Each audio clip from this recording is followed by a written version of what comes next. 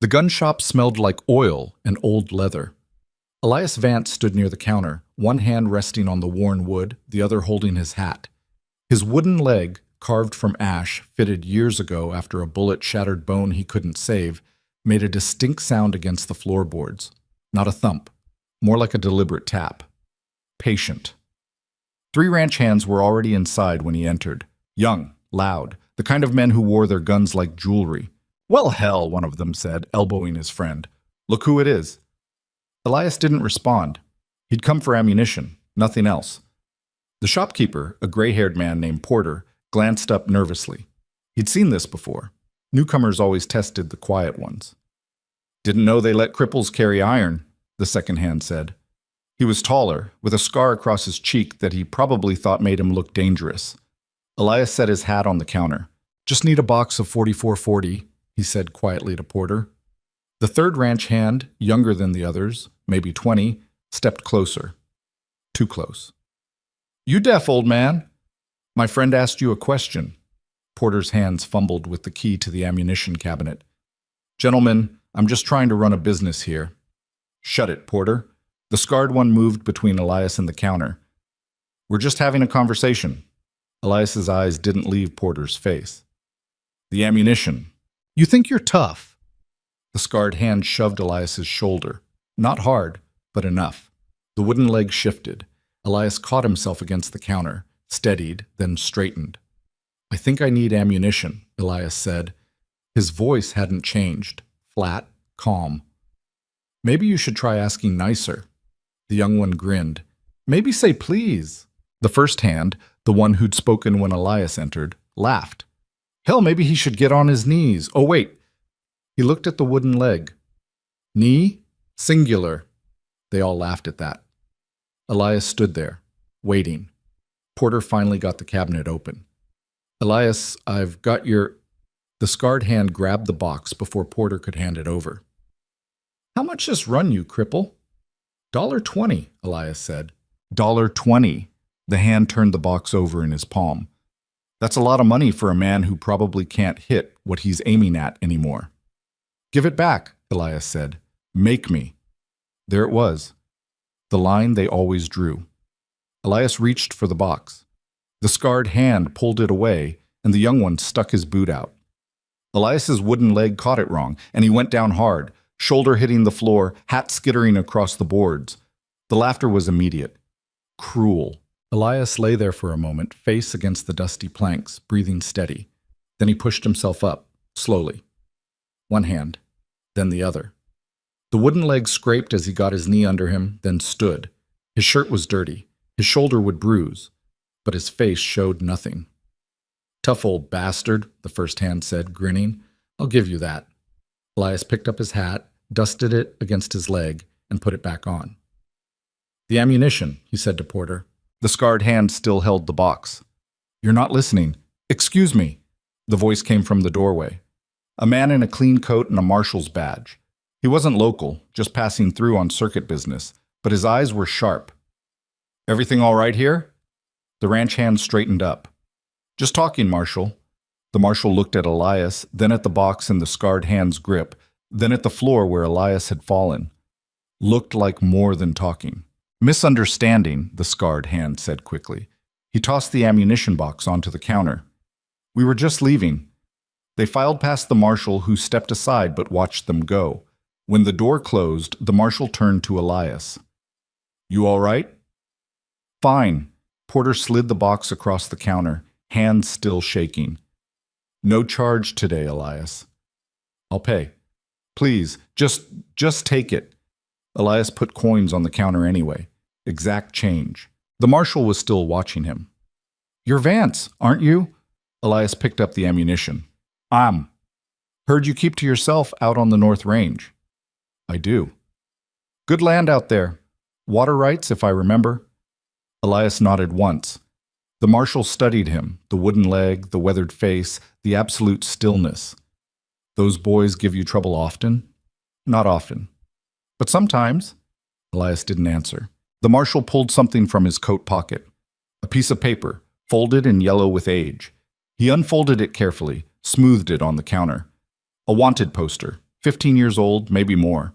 The ink was faded, but the face was clear enough. Younger, harder. 2 good legs, but the eyes were the same. Elias Vance, the marshal read. Bounty hunter, licensed. Credited with bringing in Jake Marston, the Cowell brothers, and Samuel Black. He looked up. That you?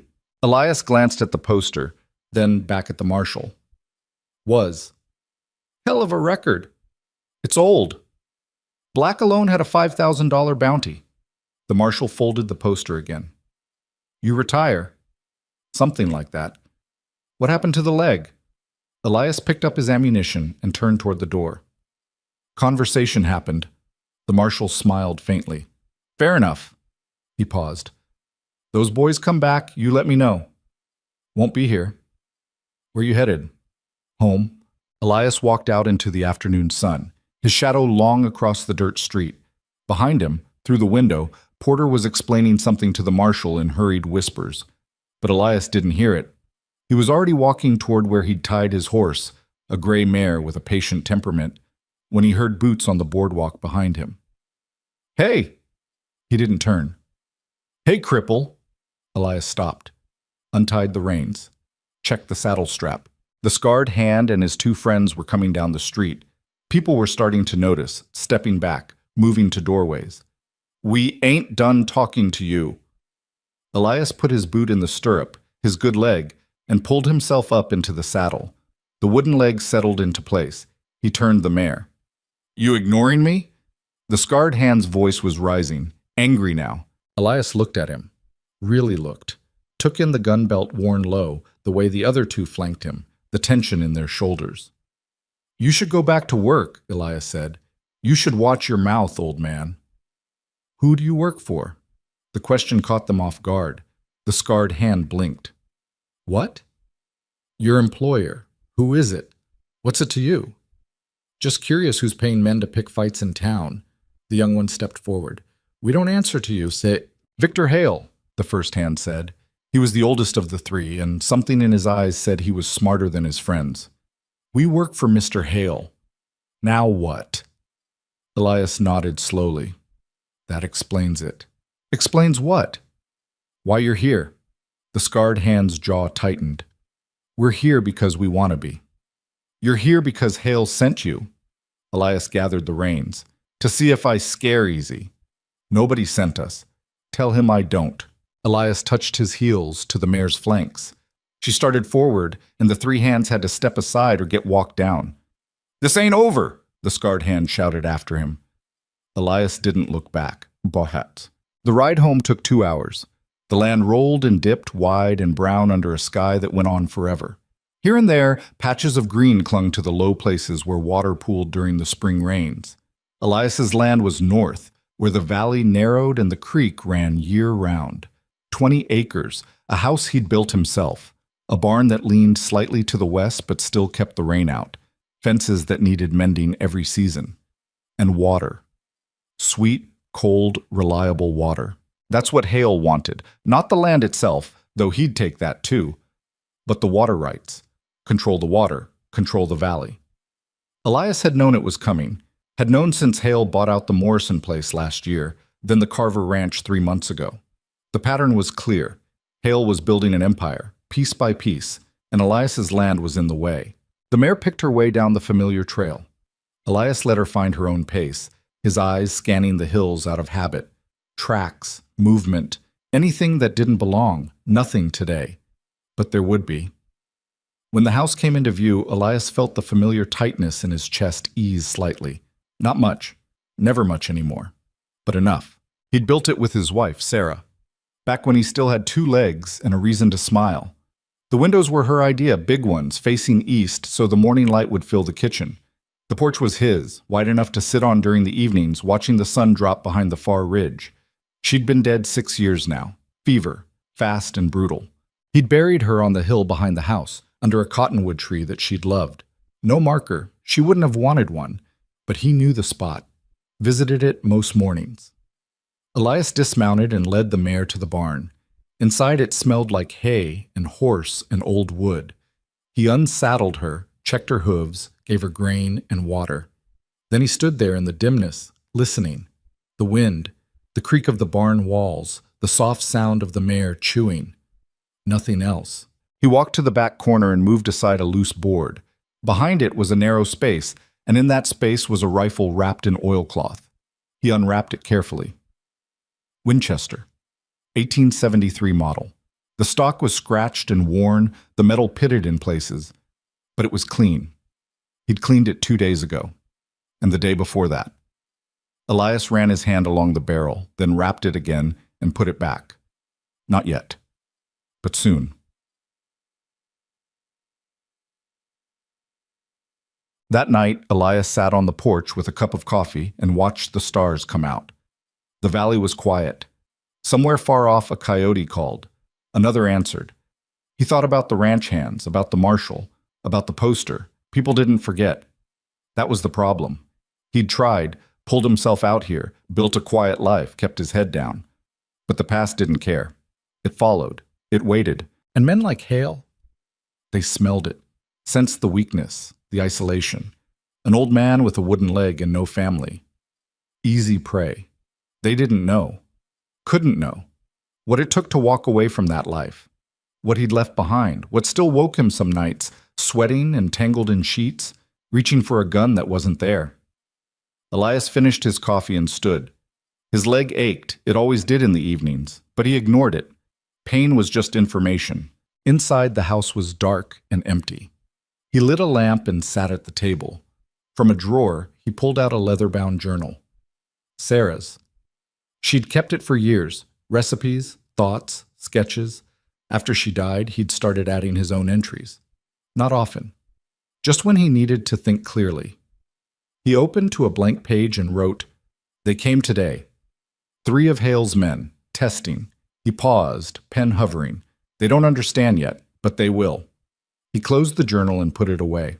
Tomorrow, he'd ride the fence line. Check for tracks. See if anyone had been scouting his land while he was in town. Tomorrow, he'd start preparing. Tonight, he'd sleep with the Winchester next to the bed. 3 days passed. Quiet days. Elias mended fence, checked the creek, repaired a section of the barn roof that had started to leak. On the 4th day, riders came. Elias was splitting wood when he heard them. 4 horses, moving at a slow walk up the main trail. He set down the axe and straightened, wiping sweat from his forehead. They stopped 50 yards from the house, close enough to talk, far enough to retreat. One rider moved forward. He was older than the ranch hands from town, maybe 40, with a broad face and expensive clothes. A foreman, Elias guessed. The kind of man Hale would send when he wanted to look reasonable. "Mr. Vance?" Elias didn't move. "That's right. Name's Garrett. I work for Mr. Victor Hale." "I know who you work for." Garrett smiled, but it didn't reach his eyes. "Mr. Hale asked me to ride out and speak with you. He's been expanding his operations in the valley, and he's interested in purchasing your property." "Not for sale." "I understand, but if you just hear the offer, not for sale."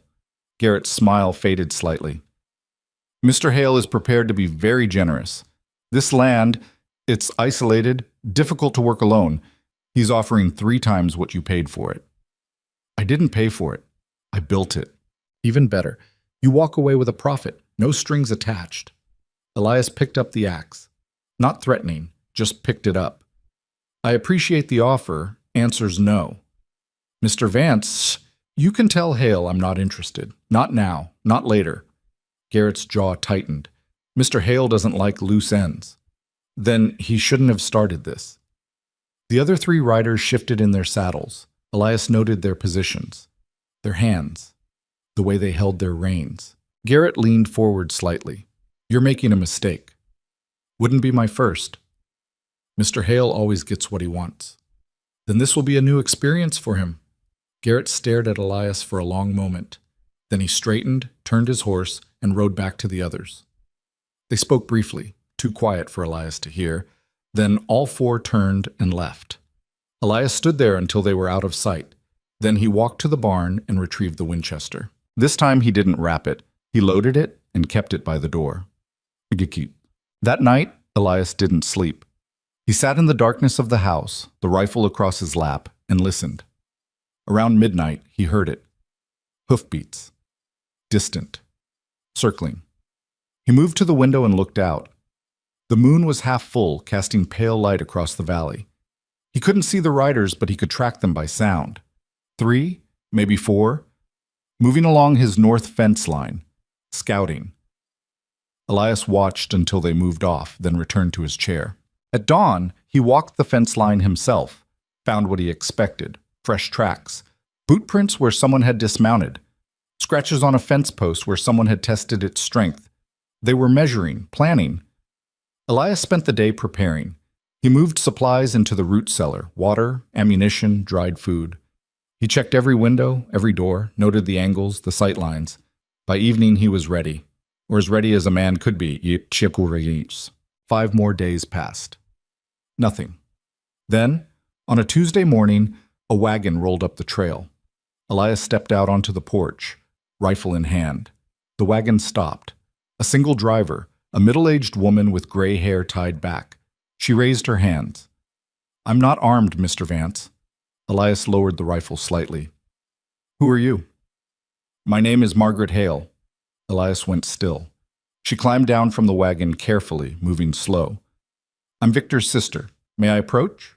Elias didn't answer, but he didn't raise the rifle either. Margaret walked forward until she was 10 feet from the porch. Up close, she looked tired, worn. "I came to apologize." "For what?" "For my brother's behavior, the threats, the intimidation." She looked around at the land. "This is a beautiful place. You have every right to keep it. Your brother doesn't think so. My brother thinks a lot of things that aren't true." She met Elias's eyes. "I'm trying to convince him to leave you alone. I wanted you to know that. Not everyone in my family agrees with his methods." Elias studied her, looking for the lie, the angle. "Why tell me this?" "Because I know what he's planning." Her voice dropped. "And I don't want blood on my family's name. Not yours, not his men's." "What's he planning?" Margaret hesitated. "He's hiring guns. Real ones. Not ranch hands playing tough. Men who've done this before." "When?" "Soon. Maybe a week." Elias nodded slowly. "You risked a lot coming here." "I know." She turned back toward the wagon. "I just wanted you to know. What you do with that information is your choice. But please," she looked back, "if you're going to run, do it now, before it's too late." She climbed back into the wagon and left. Elias stood on the porch for a long time after she was gone. Run. He'd thought about it. Of course he had. Pack a bag, take the mare, ride until this valley was just a memory. He could start over, somewhere quieter, somewhere Hale's reach didn't extend. But he looked at the house, the barn, the cottonwood on the hill. Sarah was buried here. This was where they'd laughed, fought, made love, built something that mattered.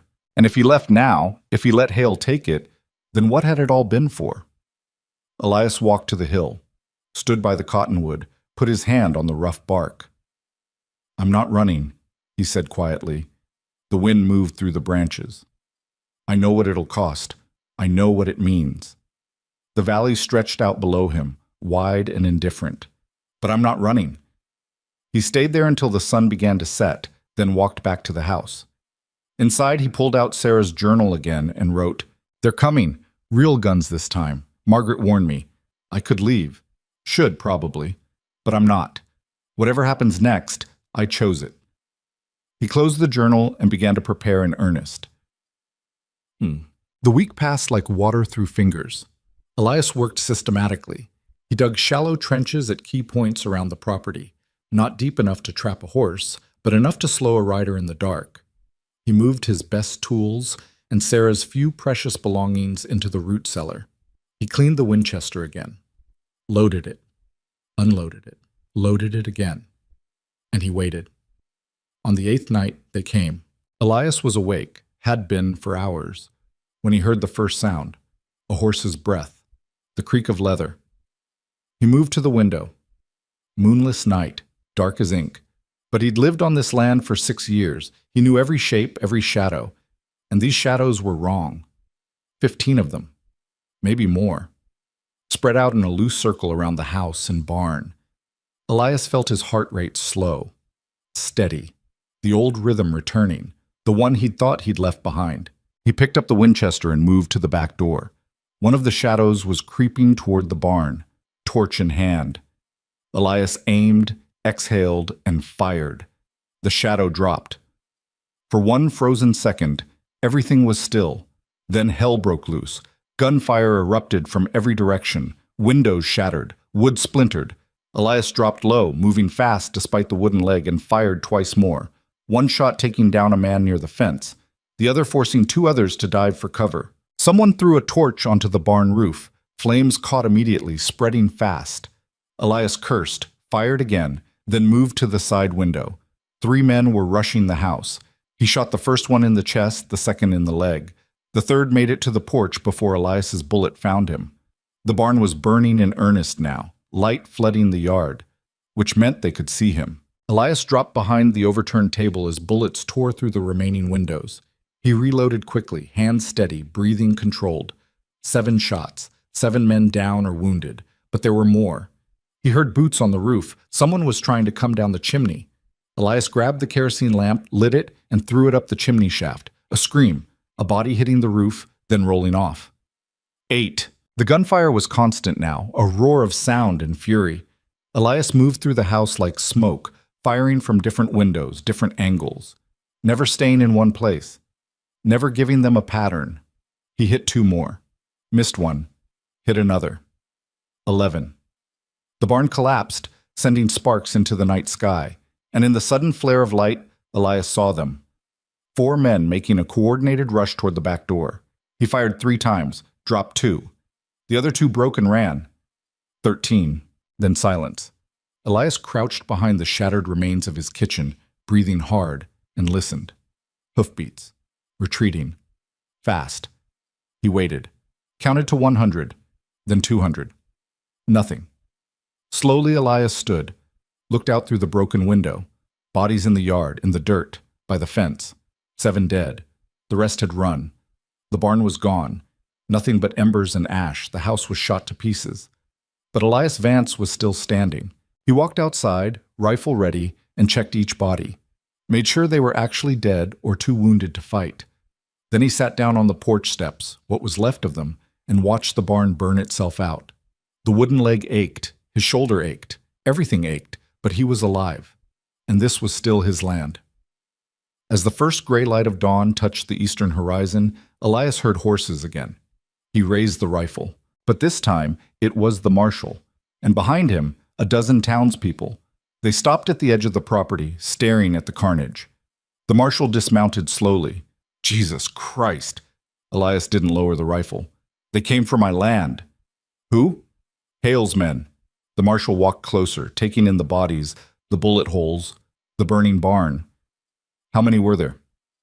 15. And you? The marshal looked at Elias, then at the bodies again. You did this alone? Didn't have much choice. One of the townspeople rode forward. It was Margaret Hale. Her face was pale. My brother? Wasn't here. Just his hired guns. Where are the others? Ran. Elias finally lowered the rifle. They'll be halfway to the territory line by now. The marshal crouched by one of the bodies, checking for identification. Some of these men, I know these faces. There's paper on them. Figured there might be. Margaret climbed down from her horse. Mr. Vance, I'm so sorry. Not your fault. It is. I knew what Victor was planning. I should have done more to stop him. You warned me. That was enough. The marshal stood. Elias, I need to take you in. Elias nodded. I know. This was self-defense. Anyone can see that. But there's protocol. Bodies. Investigations. I understand. And Hale, the marshal's jaw tightened. I'm bringing him in too. This is conspiracy to commit murder. Maybe worse. Margaret closed her eyes. He's at the ranch. Then that's where we're going. The marshal looked at Elias. You need a doctor? No. You're bleeding. Elias looked down. There was blood on his shirt. He hadn't noticed. Just a graze. Let someone look at it anyway. One of the townspeople, an older woman named Ruth, came forward with bandages. Elias let her clean and wrap the wound. It was shallow. He'd been lucky. Or maybe not lucky. Maybe just practiced. When Ruth finished, the marshal helped Elias onto a horse. "Can you ride?" "Yeah." They left the property together. Elias, the marshal, Margaret, and the townspeople. Behind them, the barn smoldered and the bodies waited for the undertaker. By noon, they'd reached Hale's ranch. Victor Hale was standing on his porch, watching them approach. He was a big man, tall, broad-shouldered, with the kind of confidence that came from never being told no. Until now. The marshal dismounted. "Victor Hale, you're under arrest." Hale didn't move. "For what?" "Conspiracy to commit murder, attempted land seizure, hiring armed men to assault a private citizen." "That's ridiculous. I don't know what you're—" 15 men attacked Elias Vance's property last night. 7 are dead. The rest ran. And witnesses, he gestured to Margaret, including your own sister, place you as the man who hired them. Hale's face went red. "Margaret, what the hell? I'm done, Victor." Her voice was quiet but firm. "I'm done watching you destroy everything Father built. You're making a mistake. The only mistake was not stopping you sooner." The marshal stepped forward. "You're coming with me, peacefully or not. Your choice." Hale looked at the marshal, at the townspeople, at Elias, still mounted, still holding the rifle. "This isn't over," Hale said. "Yes," Elias replied. "It is." The marshal put Hale in irons and led him away. The trial took 3 weeks. Elias testified. So did Margaret. So did the men who'd survived the attack, the ones the law managed to track down. The evidence was overwhelming. Victor Hale was convicted of conspiracy to commit murder and sentenced to 20 years. His assets were seized, his ranch sold, his empire dissolved like smoke. Margaret inherited what was left, a fraction of what it had been, and used it to pay restitution to the families of the men who died in the attack. Elias returned to his land. The barn was gone. The house was damaged, but it could be rebuilt, and people came. Neighbors he'd barely spoken to, townspeople who'd once avoided him. They brought lumber, tools, labor, not out of pity, out of respect, because they'd finally understood. The quiet man with the wooden leg wasn't weak, wasn't broken. He was just a man who knew when to be still and when to fight. Within 2 months, the barn was raised, the house repaired, the fences mended. Elias stood in his yard one evening watching the sun set and felt something he hadn't felt in years. Not peace, not yet, but the possibility of it. He walked to the hill, to the cottonwood, put his hand on the bark. "I kept it," he said softly, "like I promised." The wind moved through the branches, and for the first time since Sarah died, Elias smiled. The problem with victory was that it never stayed quiet. 2 months after the trial, Elias was replacing rotted boards on the new barn when he saw dust rising from the south trail. He set down his hammer and watched. One rider, coming fast. It was Ruth, the woman who'd bandaged him after the fight. Her horse was lathered, breathing hard. "Elias!" She pulled up short, nearly sliding from the saddle. "You need to come to town." He wiped sawdust from his hands. "What happened?" "It's Margaret Hale. She's being threatened." "By who?" "Victor's old crew. The ones who got away that night." Ruth's face was flushed. "They're saying she betrayed them, that she owes them money for the jobs they didn't get paid for." Elias felt something cold settle in his stomach. "Where is she now?" "At the hotel. Marshall's out of town, won't be back until tomorrow." "She asked for me?" Ruth shook her head. "She doesn't know I'm here, but Elias, there's 4 of them. They've been drinking since noon and they're getting louder, talking about what they're going to do when she comes out." Elias looked back at the barn, at the work half finished. Then he went inside the house and retrieved the Winchester. When he came back out, Ruth was already turning her horse. "I'll ride with you." "No, you go home." "Elias, go home, Ruth." She started to argue, then saw his face and went quiet. She nodded once and rode off in the opposite direction. Elias saddled the mare and headed for town. The ride took an hour. The whole way, He thought about turning back. This wasn't his fight. Margaret had made her choice when she testified against her brother. Whatever came after, that was hers to handle. But she'd warned him, risked her family's wrath to give him a chance. Debts like that didn't disappear just because you ignored them. Town was quiet when he arrived. Too quiet. People were inside, windows shuttered. The kind of quiet that meant everyone knew something bad was coming and didn't want to be near it when it did. Elias tied the mare outside the general store and walked toward the hotel. 4 men were sitting on the porch, bottles scattered around their feet. They looked up when Elias approached, and one of them, a lean man with a black beard, grinned. "Well, hell, look who it is." Elias stopped 20 feet away. "Where's Margaret?" "Inside, hiding." The bearded man took a drink. "Smart woman. Knows what happens to traitors." "She's not a traitor. She testified against her own blood. What do you call that?" "Doing the right thing." The man spat. "Right thing. There's always one of you, isn't there? Walking around thinking the world works on right and wrong." He stood, swaying slightly. "World works on money, old man. And Margaret Hale owes us. Victor hired you, not her. Victor's in prison because of her. That makes it her debt." Elias shifted his weight, easing pressure off the wooden leg. "How much?" $500 each. That's $2,000. Your arithmetic's good. She doesn't have it." The bearded man shrugged. "Then she'll pay another way." The threat hung in the air like smoke. Elias felt the old instinct rising, the one that had kept him alive through a dozen fights he shouldn't have survived. The one that measured distances, angles, odds. 4 men, all armed, 3 sheets to the wind, but drunk men were unpredictable, dangerous in their own way. "Let her go," Elias said. "Whatever you think she owes you, let it go." "And why would we do that?" "Because I'm asking." The bearded man laughed. "You hear that, boys? He's asking." He took a step forward. "You killed 7 of our friends, old man. You think we're scared of you?" "I think you should be." The laughter died.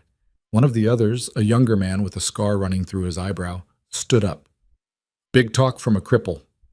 "Last man who said that is in the ground," Elias said quietly. The bearded man's hand drifted toward his gun. "You threatening us?" "Stating fact. There's 4 of us." "I counted." "You can't outdraw 4 men." "Don't need to outdraw you." Elias's voice was flat, certain. "Just need to kill you first." The bearded man went still, his eyes locked on Elias's, looking for the bluff. There wasn't one. "You're crazy," the man said finally. "Maybe." Elias didn't blink. "But I'm the one still standing after 15 men tried to burn me out. So you tell me, you think your odds are better than theirs were?" The silence stretched. People were watching now from windows, from doorways, waiting to see who moved first. Then the hotel door opened. Margaret stepped out. She was pale but composed, and she was holding a shotgun. "Gentlemen," she said, "I believe you're on my property." The bearded man's eyes flicked between Elias and Margaret. "Your property?" "I own this hotel, have for 3 weeks now." She raised the shotgun slightly. "And I'm asking you to leave." "We're not done." "Yes, you are." Her voice didn't waver. "My brother hired you for a job. You failed. He went to prison. That's not my fault, and I don't owe you a damn thing. Your brother wouldn't have gone to prison if you hadn't testified. My brother wouldn't have gone to prison if he hadn't tried to murder a man for his land." Margaret's jaw tightened. "Now get off my porch before I forget I'm a civilized woman." The scarred man laughed. "You going to shoot us, lady?" "If I have to." "You ever even fired that thing?" "Once. When I was 12, killed a rabid dog that was threatening my horse." She met his eyes. "Didn't much like doing it, but I did it anyway." The bearded man looked at Elias again. "This how you fight now? Behind women?" "I'm not behind anyone, but," Elias said, "I'm right here, same as you." "Then draw." "You first." The bearded man's hand twitched. For a moment, the whole street held its breath. Then hoofbeats, coming fast. Everyone turned. The marshal was riding in with 2 deputies, and he did not look happy. He dismounted before his horse fully stopped, striding forward. "What the hell is going on here?" "Private conversation," the bearded man said. "Looked like a public threat to me." The marshal positioned himself between the 4 men and Margaret. "You boys got names?" We're just passing through. Then pass faster. The marshal's hand rested on his gun. I want you out of town in the next 10 minutes. And if I see any of you in this valley again, I'll arrest you for trespassing. We didn't do anything. You're drunk, armed, and threatening a woman on her own property. That's enough. The marshal's voice hardened. 10 minutes, starting now. The bearded man stared at the marshal, then at Elias, then at Margaret. Finally, he spat on the porch and walked down the steps. The others followed. They mounted their horses and rode out slowly, making a show of not being rushed. When they were gone, the marshal turned to Elias. You trying to get yourself killed? Just trying to help? 4 against 1. That's not help. That's suicide. Worked out? The marshal shook his head. One of these days, your luck's going to run out. Probably. Margaret lowered the shotgun, and Elias saw her hands were shaking. Thank you, she said to both of them. I didn't know they were going to. It's all right, the marshal said. But Margaret, you need to be careful. Victor had a lot of men. Not all of them are going to let this go. I know. You thought about leaving? Starting somewhere fresh? She looked around at the town, the hotel, the valley beyond. This is my home. Why should I be the one to leave? The marshal sighed. Because sometimes being right doesn't keep you safe. Then what does? Nobody had an answer for that. That night, Elias sat with Margaret in the hotel restaurant. The place was empty except for them. Most folks had decided to eat at home after the day's excitement. Margaret poured coffee with steady hands now. The trembling was gone. I meant what I said earlier, thank you. You would have been fine. I would have been dead. She set the pot down. Oh, or worse. Elias didn't argue. She was probably right.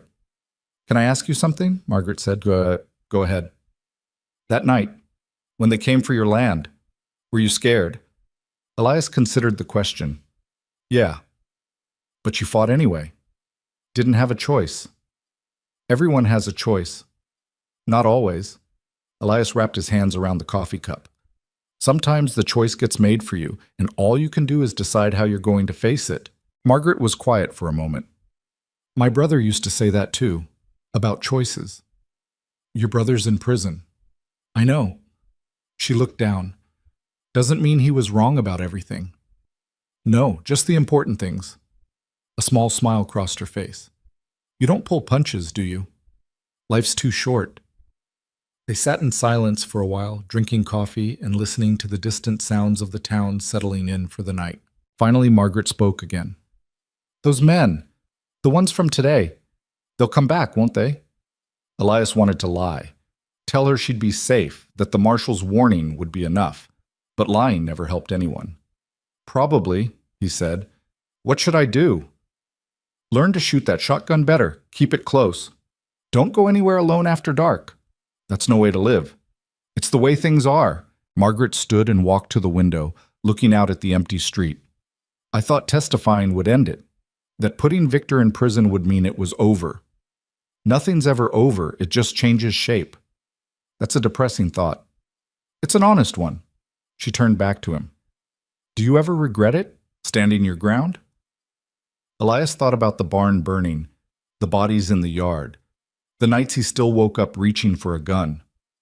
Every day, he said. But you'd do it again. Yeah. Why? Because running doesn't make you safe. It just makes you tired. He finished his coffee and stood. I should head back. Stay. The word came out quickly, almost desperate. Then Margaret caught herself. I mean, the guest rooms are empty. It's late. You could start fresh in the morning. Elias hesitated. Please, Margaret said. I'd feel better knowing someone was here, just for tonight. There were 100 reasons to say no. To ride back to his land, to the silence and solitude he'd built his life around. But Margaret had stood on that porch with a shotgun she barely knew how to use, and she'd done it anyway. Sometimes you repaid debts, even the small ones. All right, Elias said. One night. The relief on her face was immediate. Thank you. I'll get you a room ready. 20 minutes later, Elias was sitting on the edge of a bed in a room that smelled like lavender soap and fresh linen. Through the window, he could see Main Street, empty and quiet under a sky full of stars. He thought about Sarah, about the house they'd built, about the promise he'd made to her. But promises got complicated when the world kept moving forward. He lay back on the bed, boots still on, Winchester within reach. Sleep didn't come easy. It never did anymore. Morning arrived cold and gray. Elias woke to the sound of voices downstairs, the hotel coming to life. He washed his face in the basin, straightened his clothes, and went down. Margaret was at the front desk, talking with an older couple about room rates. She looked up when Elias appeared and smiled. "Coffee's in the dining room." He nodded and headed that way. The dining room had 4 other people scattered across different tables. Elias took a seat near the window and waited. A young woman brought coffee. "Breakfast?" "Just this." She left and Elias sat there watching the town wake up. Merchants opening shops, a freight wagon rumbling past. Normal life, continuing like nothing had happened. Maybe that was how it worked. You survived something terrible, and then the world just kept going. He was finishing his second cup when the marshal walked in. "Thought I'd find you here," the marshal said, taking a seat across from Elias. "Mind if I join you?" "Free country." The marshal ordered coffee and waited until the young woman left before speaking. "I did some checking last night. Those 4 men, they've got paper on them. Nothing major. Petty theft, drunk and disorderly. But they're known associates of some rougher types." "Meaning?" "Meaning they might come back with friends." Elias set down his cup. "You telling me to leave?" "I'm telling you to be careful. You've made enemies, Elias, powerful ones. Victor's in prison, but his network isn't. The men he did business with, the people who profited from his operation, they're still out there. And they see you as the man who brought it all down. I was just protecting my land. Doesn't matter. In their eyes, you're a problem." The marshal leaned forward. "I can protect you in town, but out there on your property, alone? That's different. I can handle myself." "I know you can. That's what worries me." The marshal's voice dropped. "Because sooner or later, you're going to run into a fight you can't win. And when that happens, I don't want to be the one who has to bury you." "Appreciated, but I'm not changing how I live." The marshal sighed. "Stubborn as a mule." "Been called worse." They sat in silence for a moment. Then the marshal stood. "Just watch your back, all right?" "Always do." After the marshal left, Elias finished his coffee and went to settle his bill with Margaret. "No charge," she said when he tried to pay. "That's not—" "You rode into town yesterday to help me. Nearly got yourself killed doing it." She pushed the money back across the desk. "The least I can do is give you a free room." Elias looked at her for a long moment, then nodded. "Thank you." "Will I see you again?" "Probably. Town's not that big." She smiled. "I meant, will you come back if I need help?" The question hung between them, heavy with implications neither of them wanted to examine too closely. "Yeah," Elias said finally. "I'll come back." He rode out of town under a sky threatening rain. The valley looked different somehow, sharper, more defined, like he was seeing it for the first time. Or maybe like he was seeing it the way it really was. Dangerous, beautiful, unforgiving. By the time he reached his land, the first drops were falling. Elias put the mare in the barn and went inside. The house was cold and empty. He built a fire, made coffee, and sat at the table with Sarah's journal. He hadn't written in it since before the trial, hadn't needed to. But now, with rain drumming on the roof and the day's events still fresh, he felt the pull. He opened to a blank page and wrote, "Helped Margaret today. 4 men threatening her over money they think she owes. Marshall showed up before it got bad. She asked if I'd come back if she needed help again. I said yes. Don't know if that was the right answer. Don't know if there is a right answer. All I know is some debts you pay, even when it's complicated." He closed the journal and put it away. Outside, the rain was picking up. Thunder rolled across the valley. Elias stood and walked to the window, watching the storm build.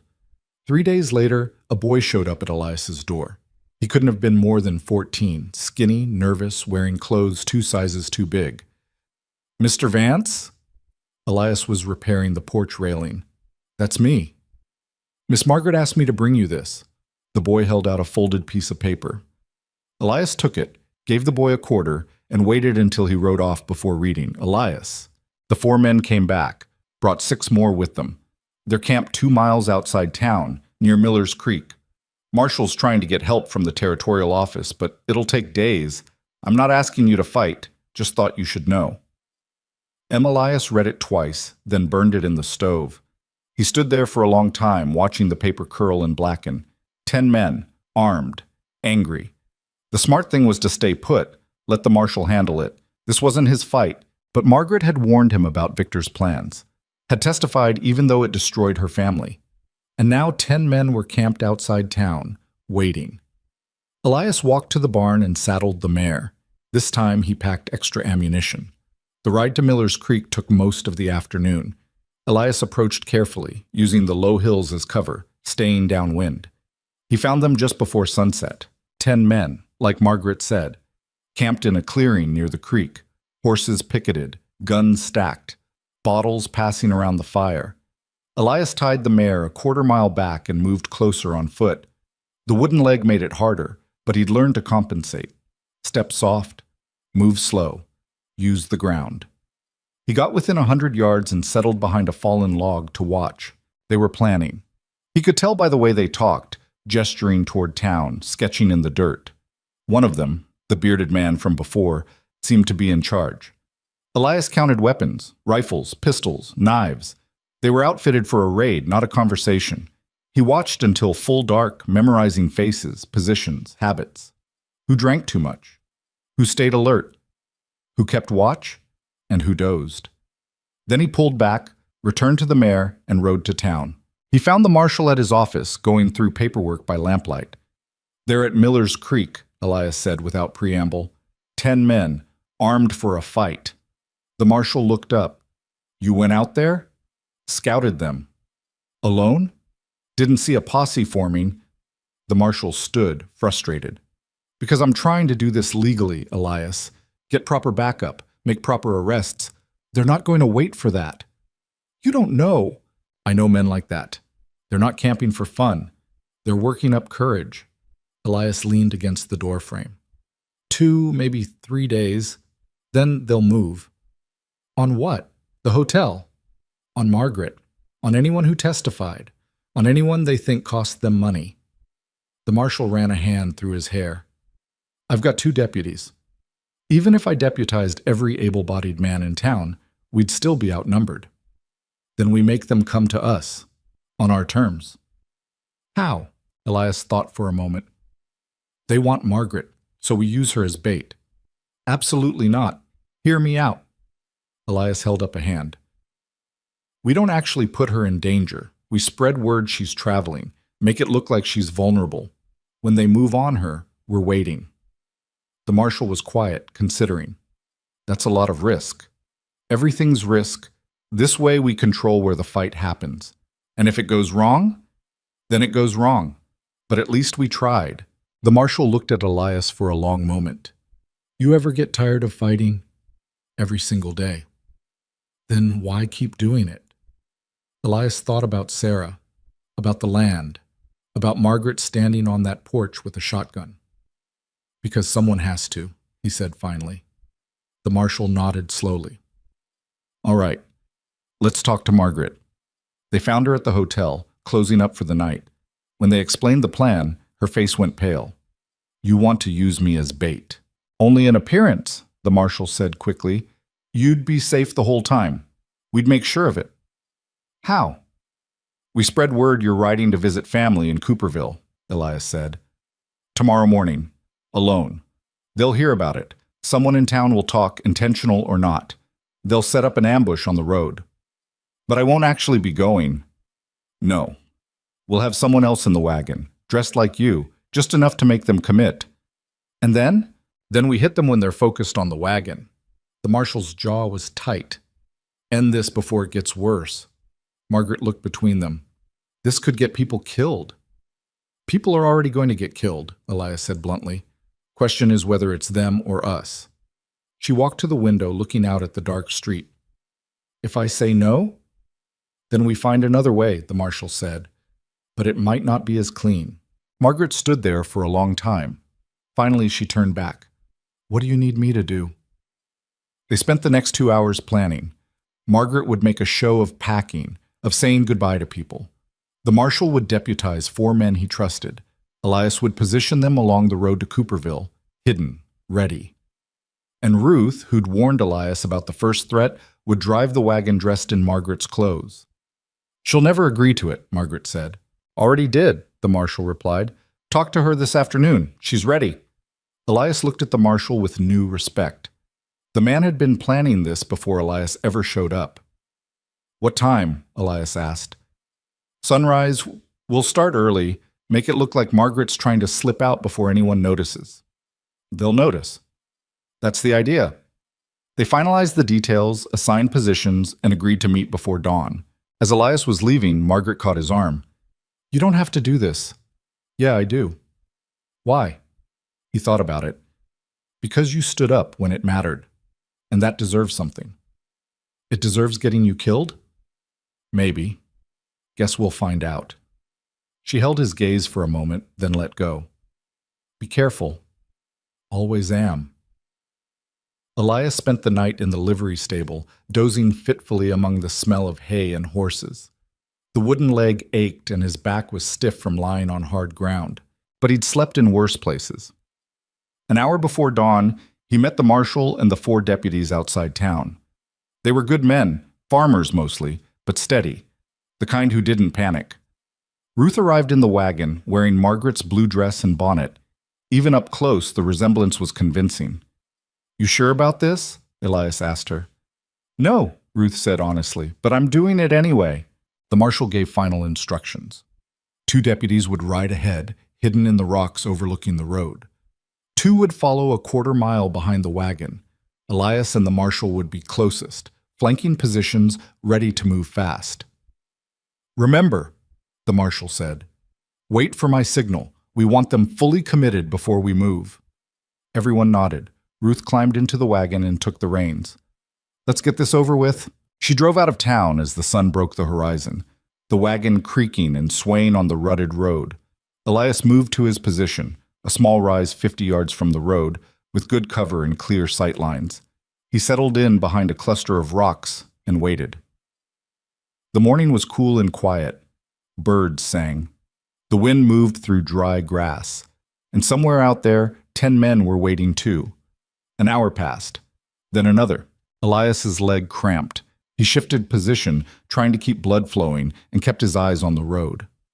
Then he saw it. Movement in the rocks ahead. 3 men, positioning themselves on either side of the road. Classic ambush setup. Elias looked toward where the marshal was hidden, caught the faint glint of sunlight on metal, the signal that he'd seen them too. The wagon kept coming. Ruth drove steady, unhurried, playing the part perfectly. More movement, 4 more men emerging from cover. That was 7. Where were the other 3? Then Elias saw them, flanking wide, trying to cut off any retreat. They'd planned this, thought it through, smart. The wagon reached the kill zone. The men tensed, ready to spring. Then the bearded leader stepped into the road, rifle raised. "Hold up!" Ruth pulled the reins. The wagon stopped. "Well, well," the bearded man said, walking closer.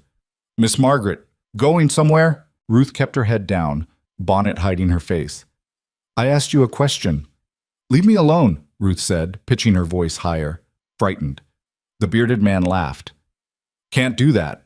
See, you owe us money, and we're here to collect." That's when the marshal stood up from cover.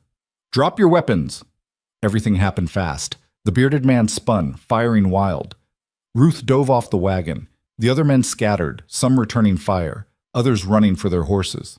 Elias shot the nearest one, clean hit to the chest, worked the lever, shot again. Another man down. The 2 deputies ahead opened fire, caught one of the flankers trying to circle. The marshal's rifle cracked, once, twice, measured and calm. The bearded man made it to his horse, but Elias put a bullet through his leg. He went down screaming. In 30 seconds it was over. 4 dead, 3 wounded, 3 running hard for the horizon. Elias stayed in position, rifle ready, watching for anyone who might double back. But they were done. The fight was gone out of them. The marshal walked into the road, checking bodies. Ruth climbed out from under the wagon, shaking but unhurt. "Everyone all right?" the marshal called. The deputies reported in. One had a graze across his arm, nothing serious. Elias stood and walked down to the road. His leg hurt, and his hands were steady. That was always the strange part. During a fight, everything worked. after the shakes came. The bearded man was on the ground, clutching his leg. "You shot me, you bastard!" "Could have shot you somewhere permanent," Elias said. "Be grateful." The marshal zip-tied the wounded men. "We'll get you to a doctor, then you're going to prison." "For what?" "Armed robbery, attempted murder, take your pick." By noon, they were back in town. The wounded men were in cells. The dead were with the undertaker. And Margaret was standing on the hotel porch, tears streaming down her face as Ruth climbed down from the wagon. "You crazy woman," Margaret said, pulling Ruth into a hug. "You could have been killed." "But I wasn't." Ruth hugged her back. "And now it's over." Elias watched from across the street, then turned to leave. "Elias!" He stopped. Margaret was walking toward him. "Thank you," she said, "for everything. Just did what needed doing. You could have stayed home, let us handle it." "Wouldn't have been much of a fight then." She smiled through the tears. "No, I suppose not." She paused. "Will you stay? For dinner at least?" Elias looked at her, at the town, at the people starting to emerge from their homes now that the danger had passed. "Yeah," he said finally. "Dinner sounds good." That evening, Elias sat with Margaret, Ruth, and the marshal in the hotel dining room. They ate beef stew and fresh bread, and for a little while nobody talked about guns or death or debts. They just ate, and talked about small things, normal things. It felt strange, foreign, like trying on clothes that didn't quite fit anymore. But Elias stayed anyway, because sometimes the hard part wasn't the fighting. It was remembering what you were fighting for. 2 weeks of quiet followed. Elias worked his land, repaired what needed repairing, and tried not to think about how easy it had been to fall back into old patterns. The calculations, the violence, the cold certainty of pulling a trigger. He was mending fence on the east line when he heard a horse approaching. For a moment, his hand moved toward the rifle leaning against the post. Then he recognized the rider. Margaret. She pulled up 20 feet away, staying in the saddle. "Am I interrupting?" "Just fence work." Elias straightened, wiping dirt from his hands. "Something wrong?" "No, actually, things are—" She paused. "Things are better, quieter." "Good." "The hotel's doing well, getting more travelers through since word spread that the valley's safe again." Elias nodded, waited. Margaret shifted in her saddle. "I came to ask you something, and you can say no." "All right." The town's organizing a harvest festival. First one in 3 years. They want to celebrate the end of Victor's control, the new growth. She looked at him. "They want to honor you, publicly." Elias felt his stomach tighten. "No." "I told them you'd say that." "Then why ask?" "Because they're going to do it anyway, with or without you there." Margaret's voice softened. "I thought you should know, so you could decide how you want to handle it." "I don't want to be honored." "I understand. But Elias, what you did mattered. Not just the fighting, the fact that you stood up when no one else would. People need to see that acknowledged." "They can acknowledge it without me standing on a stage." Margaret smiled slightly. "There's no stage, just a gathering. Food, music, a few words from the mayor." "Still no." She studied him for a moment. "Can I ask why?" Elias looked out at the valley, at the land he'd fought for. "Because I'm not a hero. I'm just a man who didn't run. And turning that into something bigger, it's a lie." "Is it? Because from where I'm standing, you saved lives, mine included. I also took lives. Men who were trying to kill you. Doesn't change what I did." Margaret was quiet. Then she climbed down from her horse, walked over, and sat on a fence rail. "My father used to say something about the difference between a hard man and a cruel one." Elias didn't respond. "A cruel man enjoys the violence, seeks it out. A hard man does what's necessary and carries the weight of it." She looked at him. "You're carrying weight, Elias. I can see it. But that doesn't make you a villain. It makes you someone who understands cost. Pretty words don't change the bodies." "No, but they might change how you see yourself." Elias turned to face her. "Why do you care?" The question came out harsher than he'd intended, but Margaret didn't flinch. "Because you helped me when you didn't have to. Because you're alone out here, and I know what that does to a person." She stood. And because I think you've been punishing yourself for so long, you've forgotten how to do anything else." The words hit harder than Elias expected. He looked away. "The festival's on Saturday," Margaret said, walking back to her horse. "If you change your mind, it starts at noon." She mounted up. "And Elias? You don't have to carry everything alone. Some of us are willing to help." She rode off before he could respond. Elias stood there for a long time, staring at the fence post in his hand.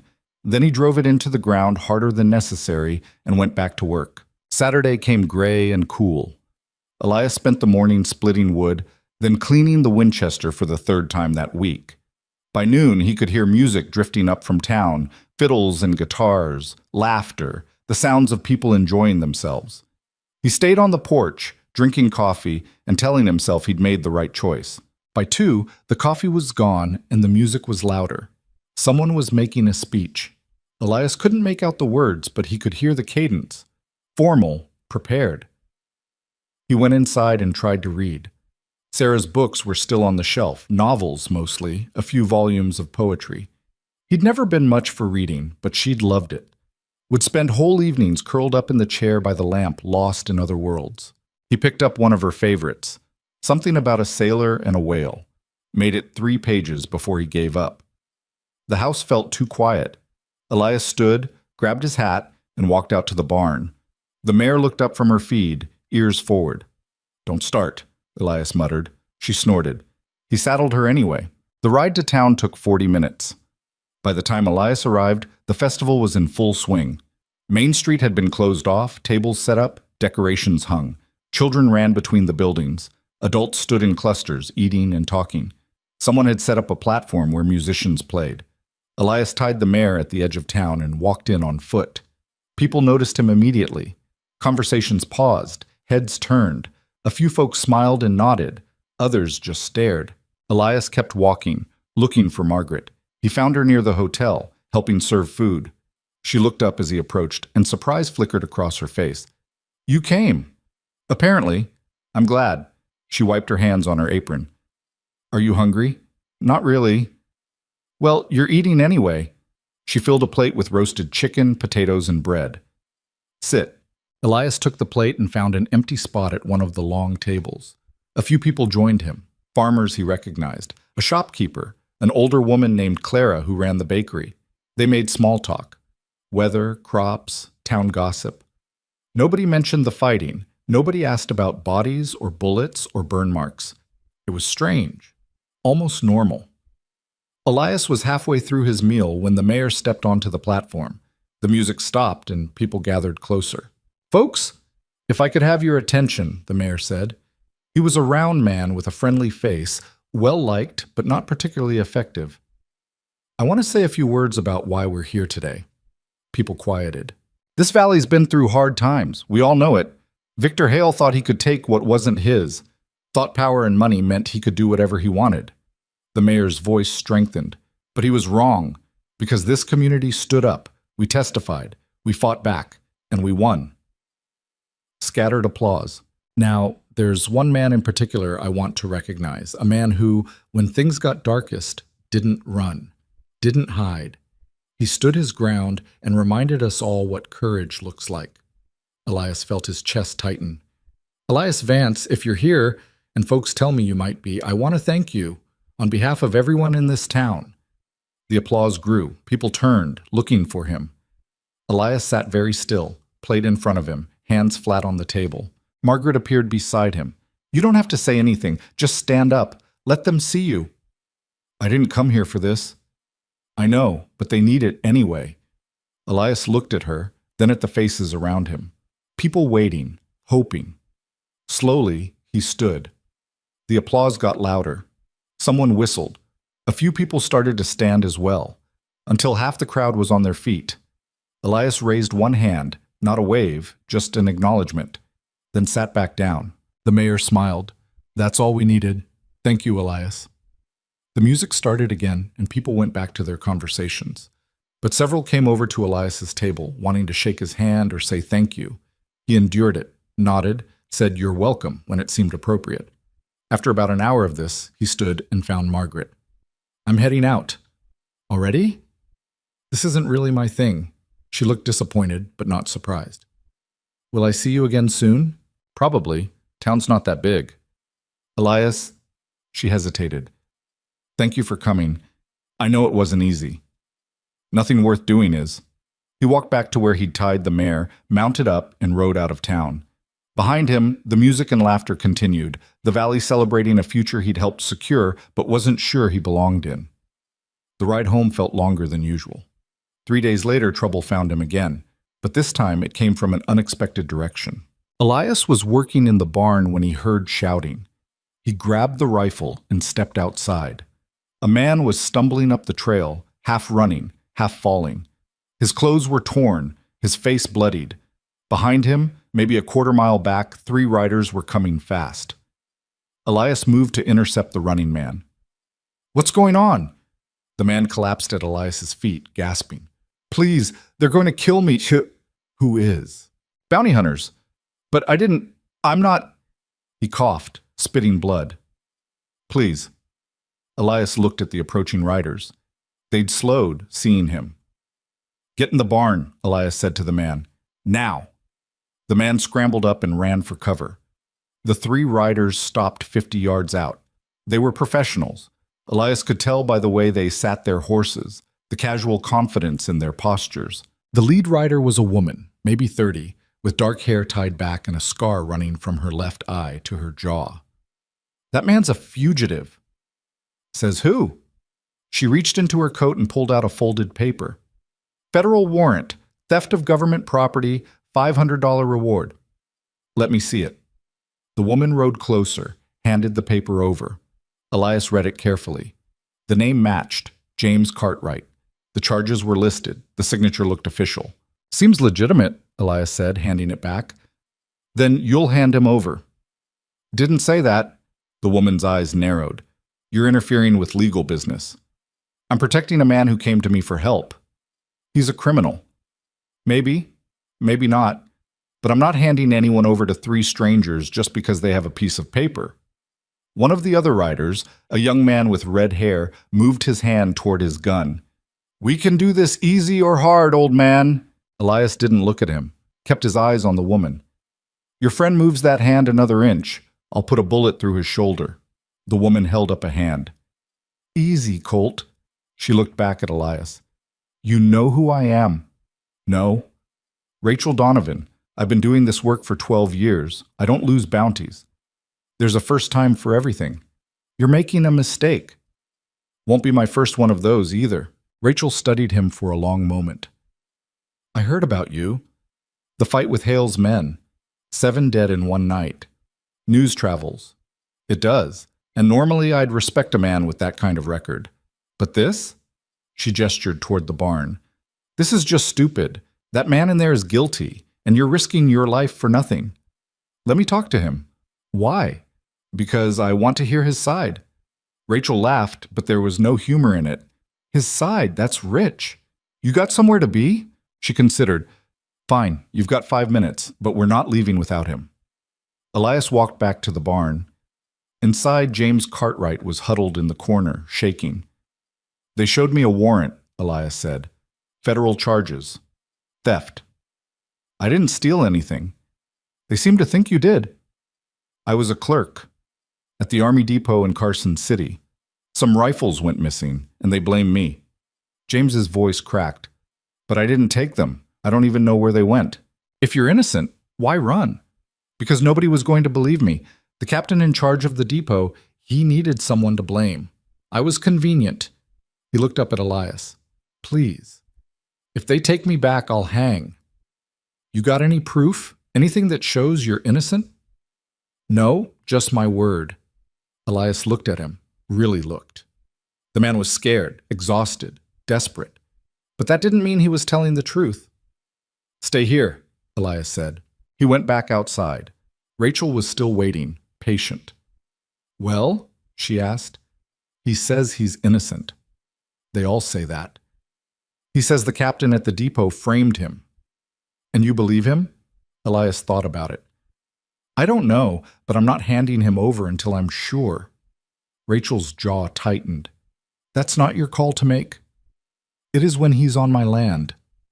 We can take him by force. You can try. The tension stretched. The red-haired man, Colt, was itching for a fight. Elias could see it in his eyes. But Rachel was smarter. You're going to get yourself killed over a man you don't even know? I've gotten myself killed for less. That doesn't make sense. Doesn't have to. Rachel stared at him, then let out a long breath. All right, here's what I'll do. I'll give you 24 hours to verify his story. You find proof he's innocent, we walk away. You find proof he's guilty, or you find nothing, you hand him over. Deal? How do I verify anything in 24 hours? That's your problem. But it's a fair offer, and it's the only one you're getting. Elias considered. It wasn't much time, but it was better than nothing. Deal, he said. We'll be camped a mile down the creek. Sunrise tomorrow, we're coming back. Rachel turned her horse. And if you try to run with him, we'll track you. Both of you. They rode off. Elias watched them go, then returned to the barn. James was standing now, hope and fear warring on his face. What did they say? I bought us a day to prove you're innocent. How? That's what we're going to figure out. They spent the next hour going over James's story. He'd worked at the depot for 6 months. Good job, decent pay. Then one morning, an inventory check showed 10 rifles missing. The captain, a man named Garrett Wolfe, had immediately accused James. Why you? Elias asked. I was new. Didn't have friends there, and I'd argued with Wolfe the week before about some paperwork he wanted me to falsify. What kind of paperwork? Supply requisitions. He was skimming, selling government supplies on the side. I caught it and told him I wouldn't sign off on it. Elias sat back. So he had motive to frame you. Yes, but I can't prove it. Where's the depot? 2 days' ride, Carson City. Too far. We'd never make it there and back before sunrise. Elias thought, who else worked there? Anyone who might back your story? There was a sergeant, Miller. He didn't like Wolfe, but he's Army. He's not going to testify against a superior officer. Maybe he would if the alternative was letting an innocent man hang. James looked doubtful. How would we even reach him? Elias stood. We send a telegram to the Territorial Marshal's office, have them investigate Wolfe. That'll take weeks, not if we light a fire under them. Elias walked to the house, James following. Inside, he pulled out paper and a pen. Write down everything you know about Wolfe's operation. Names, dates, amounts, everything. They won't believe me. They might if we give them enough detail to check. And if Sergeant Miller backs you up, even partially, that creates doubt. James started writing. His hand shook, but he got it down. A page of information about Wolfe's scheme. When he finished, Elias read it over. This could work, if Miller verifies even part of it. And if he doesn't? Elias didn't answer. Instead, he saddled the mare. I'm riding to town, sending this telegram. You stay here, stay out of sight. What if they come back early? They won't. Rachel gave her word. You trust her? More than most. Elias mounted up. Lock the door. Don't answer for anyone but me. The ride to town was hard. Elias pushed the mare faster than he normally would. By the time he reached the telegraph office, the sun was setting. The operator, an elderly man named Davies, looked up. Kinda late, Elias. Need to send an urgent wire to the Territorial Marshal in Carson City. That'll cost extra. I'll pay. Elias dictated the message, laying out James's claims and requesting immediate investigation of Captain Garrett Wolfe. He marked it urgent and paid double the normal rate. When will I get a response? Elias asked. If they respond tonight, maybe by morning. If not, Davies shrugged. Could be a day or two. I need it by morning. I'll do what I can. Elias left the telegraph office and headed for the hotel. Margaret was behind the desk. Elias, what's wrong? He explained the situation quickly. The bounty hunters, James's story, the deal he'd made. Margaret listened, then said, You're risking a lot for someone you don't know. I know. But if he's telling the truth, and if he's not, then I hand him over, like I said I would. She studied him. You really believe him? I think his story makes sense. Whether that means it's true, Elias shook his head. I don't know yet. You need somewhere to stay tonight? No. I'm heading back. Just wanted someone to know where I stand in case this goes wrong. Elias, I'll be fine. That's what you always say. He almost smiled, and I've been right so far. Except for the wooden leg. Except for that. Margaret walked around the desk and put a hand on his arm. Be careful, please. I will. He rode back through the darkness, reaching his land just before midnight. The house was quiet, door still locked. Elias knocked. James, it's me. The door opened. James looked terrible, pale, sweating. Did you send it? Yeah, we should have a response by morning. And if we don't? Then we figure out plan B. They sat in the house, neither sleeping. Elias cleaned the Winchester. James stared at the wall. Around 3 a.m, James spoke. Why are you doing this? Elias looked up. What? Helping me. You don't know me. Don't owe me anything. Elias thought about it. Someone helped me once, when I didn't deserve it. Figured I'd pass it along. Who helped you? Doesn't matter. They're gone now. James was quiet for a moment. Your wife? Elias didn't answer. Just went back to cleaning the rifle. I'm sorry, James said. I didn't mean to. It's fine. They sat in silence until dawn. At first light, Elias heard horses. He looked out the window. Rachel and her 2 companions, right on time. Stay inside, Elias told James. Don't come out unless I call for you. He stepped onto the porch, rifle in hand. Rachel dismounted. Well, you got proof? Sent a telegram last night to the territorial marshal. That's not proof. It's a request for investigation. If Captain Wolf is dirty like James says, they'll find evidence. And how long is that going to take? Don't know. Could hear back any minute. Rachel looked at her companions, then back at Elias. That's not good enough. We had a deal. Sunrise. You got proof by sunrise, or we take him. Give me 2 more hours. No. Rachel, we're not negotiating anymore. She started toward the house. Elias raised the rifle. Stop. She froze. Behind her, Colt and the 3rd bounty hunter, a quiet man with a thick beard, reached for their guns. Don't, Elias said quietly. Nobody needs to die today. Rachel's eyes were hard. You're going to shoot me over a fugitive? I'm going to defend a man who came to me for help. If that means shooting you, then yes. You can't take all 3 of us. Maybe not. But I'll get you first, that's a promise. The standoff held. Nobody moved. The morning sun climbed higher, and sweat trickled down Elias's back despite the cool air. Then, from the direction of town, another rider appeared, fast. Davies, the telegraph operator. He was waving a piece of paper. Everyone turned to watch him approach. He pulled up, breathing hard. Elias. Response from Carson City. What does it say? Davies handed him the telegram. Elias read it quickly, then read it again. Well? Rachel demanded. Elias lowered the rifle. Sergeant Miller confirmed the story. Says Captain Wolf has been under suspicion for months. The marshal's office is opening a formal investigation. Rachel grabbed the telegram, read it herself. Her jaw tightened. They're also requesting James Cartwright be held for questioning, as a witness, not a suspect, Elias continued. The warrant on him is being suspended pending investigation. Rachel crumpled the telegram in her fist. This is over, Elias said. It's over. She stared at him for a long moment. Then she mounted her horse. You're lucky. So is he. Rachel rode off without another word. Colt and the bearded man followed, both throwing dark looks back at Elias. When they were gone, Davies let out a breath. That was close. Yeah. James emerged from the house, tears streaming down his face. It's true? I'm cleared? Not cleared, but you're not a fugitive anymore. Elias handed him the telegram.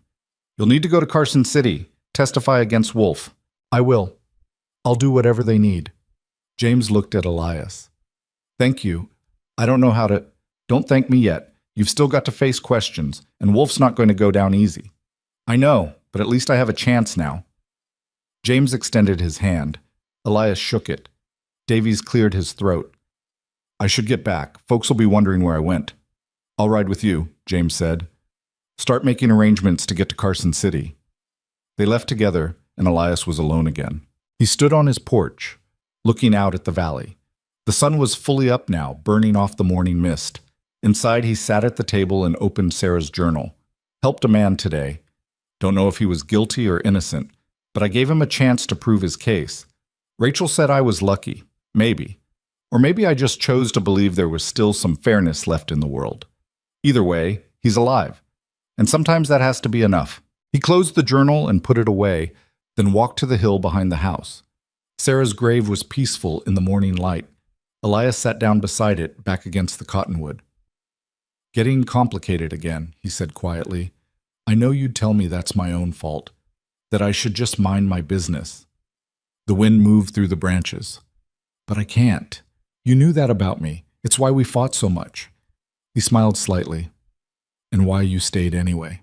He sat there for a long time, watching the valley wake up, thinking about choices and consequences and the weight of doing the right thing when you weren't sure what right was anymore. Eventually, he stood and walked back to the house. There was work to do. There was always work to do. But for now, on this particular morning, Elias Vance felt something he hadn't felt in a long time. Not peace, not exactly, but maybe something close to it. The peaceful morning didn't last. 3 weeks after James Cartwright left for Carson City, a lawyer showed up at Elias's door.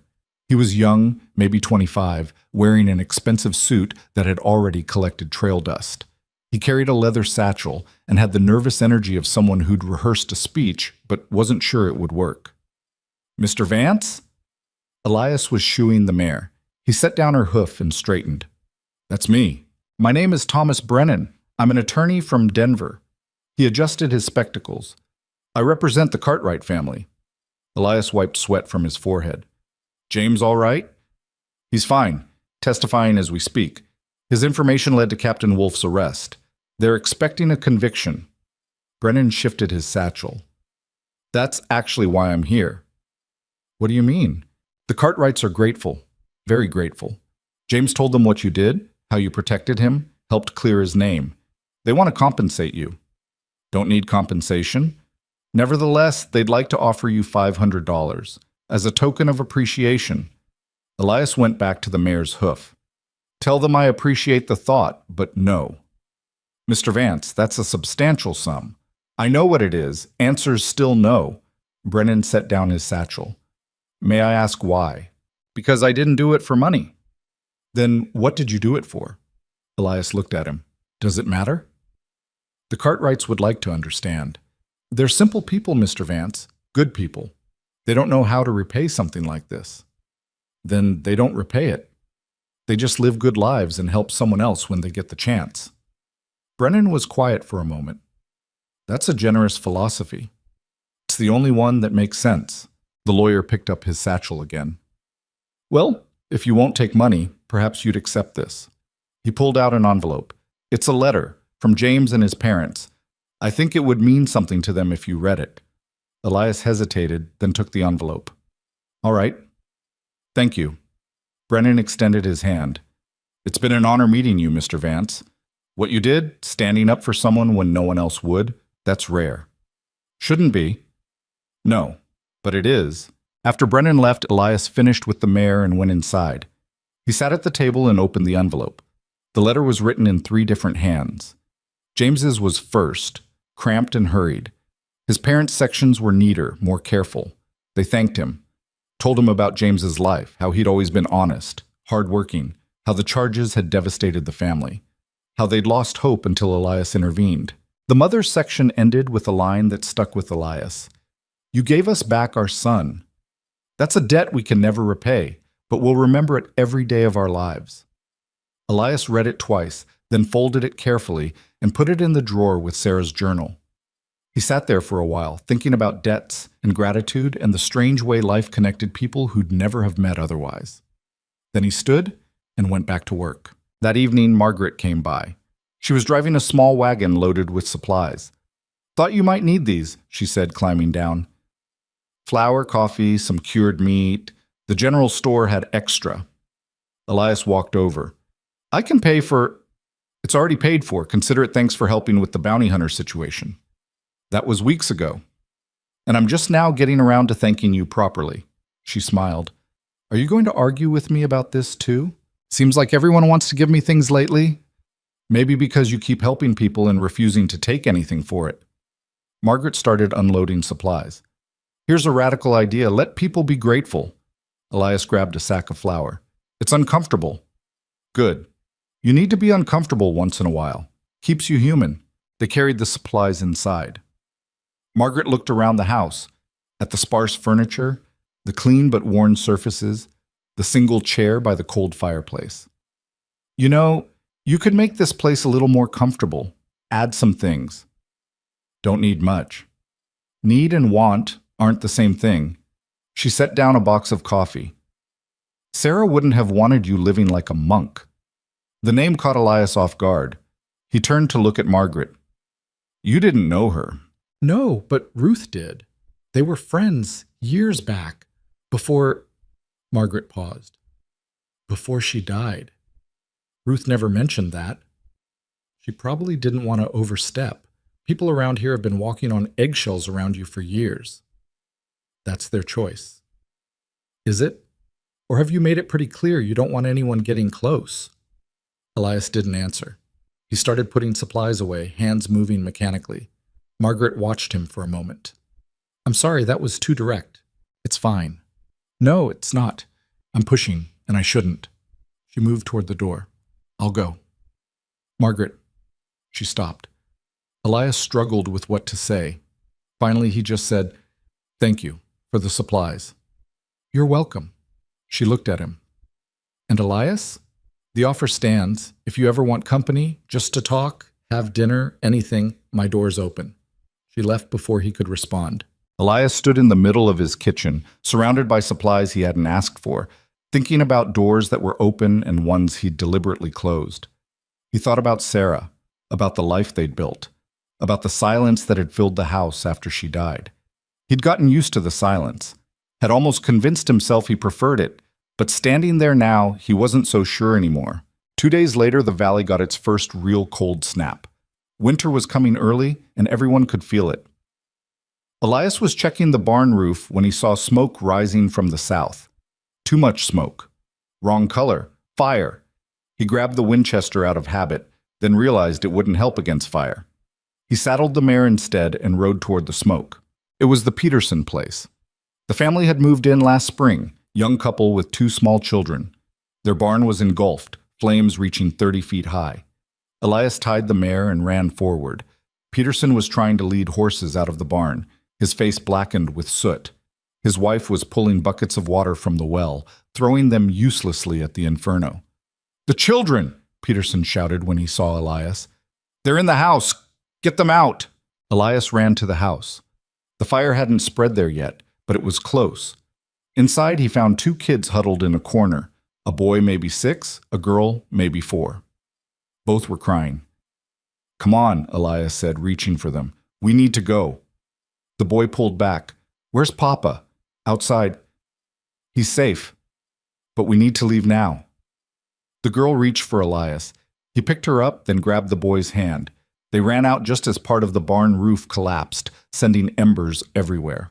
Peterson's wife took the children, checking them frantically. "Are they hurt?" "They're fine," Elias said. More neighbors were arriving now, Ruth and her husband, several farmers, Margaret driving the wagon from town. Everyone formed a bucket line, trying to save what they could, but the barn was gone. They focused on keeping the fire from spreading to the house and the fields. It took 2 hours. By the time they got it under control, the barn was nothing but smoking timber and ash. 3 horses were dead. The rest of the livestock had scattered. Peterson sat on the ground, head in his hands. His wife stood beside him, arms around the children. Margaret approached Elias. "You got the kids out?" "Yeah." "Good thing you saw the smoke." Elias looked at the ruined barn. "They lose everything?" "Most of it. Barn, tools, feed for the winter. The house is intact, but..." Margaret shook her head. "They'll have a hard time recovering." Ruth joined them. "We need to organize help, get them enough to make it through winter." "I'll talk to people in town," Margaret said. "See what we can collect." Elias walked over to Peterson. The man looked up, eyes red. "Thank you," Peterson said. "For my children." Anyone would have done it. "But you did it." Peterson's voice broke. I don't know what I would have if they'd been. They're safe. Focus on that. Peterson nodded, wiping his eyes. I don't know how we're going to rebuild. We put everything we had into this place. Elias looked at the smoking wreckage, thought about his own barn burning, the feeling of watching something you built turn to ash. You'll rebuild, Elias said. It won't be easy, but you'll do it. How? One day at a time, same way everything gets done. Over the next week, the valley came together. People brought lumber, tools, food. The men worked on raising a new barn, smaller than the old one, but functional. The women organized meals and childcare. Elias found himself working alongside neighbors he'd barely spoken to in years, measuring, sawing, hammering. The physical work was good, kept his mind occupied. On the third day, while they were setting posts, one of the farmers, a man named Dutch, spoke up. Heard you pulled those kids out of the house. Elias didn't look up from his work. Heard right. That was brave. That was necessary. Dutch hammered in silence for a minute, then, you're not as much of a loner as you pretend to be. That's so. Yeah. Loner wouldn't have ridden to help Margaret, wouldn't have fought off those bounty hunters for a stranger, wouldn't be here right now, building a barn for people you don't even know. Elias set down his hammer. What's your point? No point, just an observation. Dutch grinned. You can keep pretending you don't care about people, but we all see through it. You talk too much. My wife says the same thing. They went back to work, but Dutch's words stayed with Elias. Because they were true, at least partly. He had been telling himself he preferred isolation, that the land was enough, that he didn't need community. But here he was, helping, participating, maybe choosing. By the end of the week, the Peterson barn was standing. Not fancy, but solid. Enough to shelter animals and store feed. Peterson stood looking at it, his wife beside him. The children ran around excitedly, exploring the new structure. I don't know how to thank everyone, Peterson said to the assembled group. Don't thank us, Ruth said. Just help the next person who needs it. I will. I swear it. People started to disperse, heading home before dark. Elias was loading tools into his saddlebags when Margaret approached. You heading back? Yeah. Mind if I ride with you? At least part way? Elias hesitated, then nodded. All right. They rode in silence for a while, the valley quiet around them. Finally, Margaret spoke. You were right, what you told Peterson about rebuilding one day at a time. It's the only way that works. Is that how you did it? After Sarah? Elias's hands tightened on the reins. We talking about this now? We don't have to, but Elias, you've been alone for 6 years. At some point, you need to... Need to what? Move on. Find someone new? His voice was sharper than he intended. You think it's that simple? No, I think it's hard, but I think you're making it harder by refusing to let anyone in. Maybe I don't want to let anyone in? Or maybe you're scared. Elias pulled the mare to a stop. What do you want from me, Margaret? She stopped too, turning to face him. I want you to stop punishing yourself. I want you to remember that being alive means more than just surviving. You don't know what you're talking about. Don't I? My brother destroyed our family's name. I testified against him, watched him go to prison, and now I'm trying to rebuild something from the ruins. You think I don't understand loss? Her eyes flashed. The difference is, I'm trying. And you're just hiding. I'm not hiding. Then what do you call it? Elias didn't have an answer. He looked away, jaw tight. Margaret's voice softened. I'm not trying to replace Sarah. Nobody could. But she wouldn't want this for you, this half-life you're living. You didn't know her. Then tell me about her. The request caught Elias completely off guard. He looked back at Margaret, saw genuine interest in her eyes. Not pity, not manipulation, just honest curiosity. Why? He asked. Because I want to understand who you were before, who you're trying to protect by staying alone. Elias sat there on his horse, the evening sun casting long shadows across the valley. Part of him wanted to ride away, end this conversation before it went deeper. But another part, a part he'd been ignoring for years, wanted to talk, wanted someone to know. She was stubborn, Elias said finally. More stubborn than me, which is saying something. When we first met, I was tracking a man through Colorado. Stopped at a trading post for supplies. She worked there. Margaret listened, not interrupting. I asked for coffee. She told me they were out. I could see a pot right behind her on the stove. Elias felt a ghost of a smile. She said that pot was for customers, and I looked too dangerous to be a customer. What did you do? Stood there until she poured me a cup. Took 20 minutes. The smile faded. She saw something in me, something I didn't see in myself. Thought she could, I don't know, make me better. Did she? She made me want to be better. That's close enough. They rode on slowly, and Elias found himself talking more. About building the house. About Sarah's laugh. About the way she'd argued with him over every decision, but always backed him when it mattered. About the fever that took her. How fast it happened. How helpless he'd felt. I buried her on a Tuesday, Elias said. Couldn't work for a week after. Just sat in the house, staring at the walls. Finally, I got up and went outside. Started fixing the fence, because that's all I knew how to do. Fix things. Build things. But you couldn't fix her being gone. No. Margaret was quiet for a long moment. I'm sorry. For what you lost. Me too. They reached the fork where Margaret's path diverged toward town. She stopped her horse. Thank you, she said, for telling me. Didn't have much choice. You're pushy. She smiled. I am, but it's for good reasons. Doesn't make it less annoying. Probably not. She gathered her reins. Elias? What I said before about letting people in, I meant it. You don't have to be alone. I know. Do you? He looked at her. Really looked. Saw the concern, the care, the offer of something he wasn't sure he could accept. I'm working on it, he said finally. That's all I'm asking. She rode off toward town and Elias continued home. Inside the house that night, he sat with Sarah's journal. But for the first time in months, he didn't write. He just thought. About Margaret.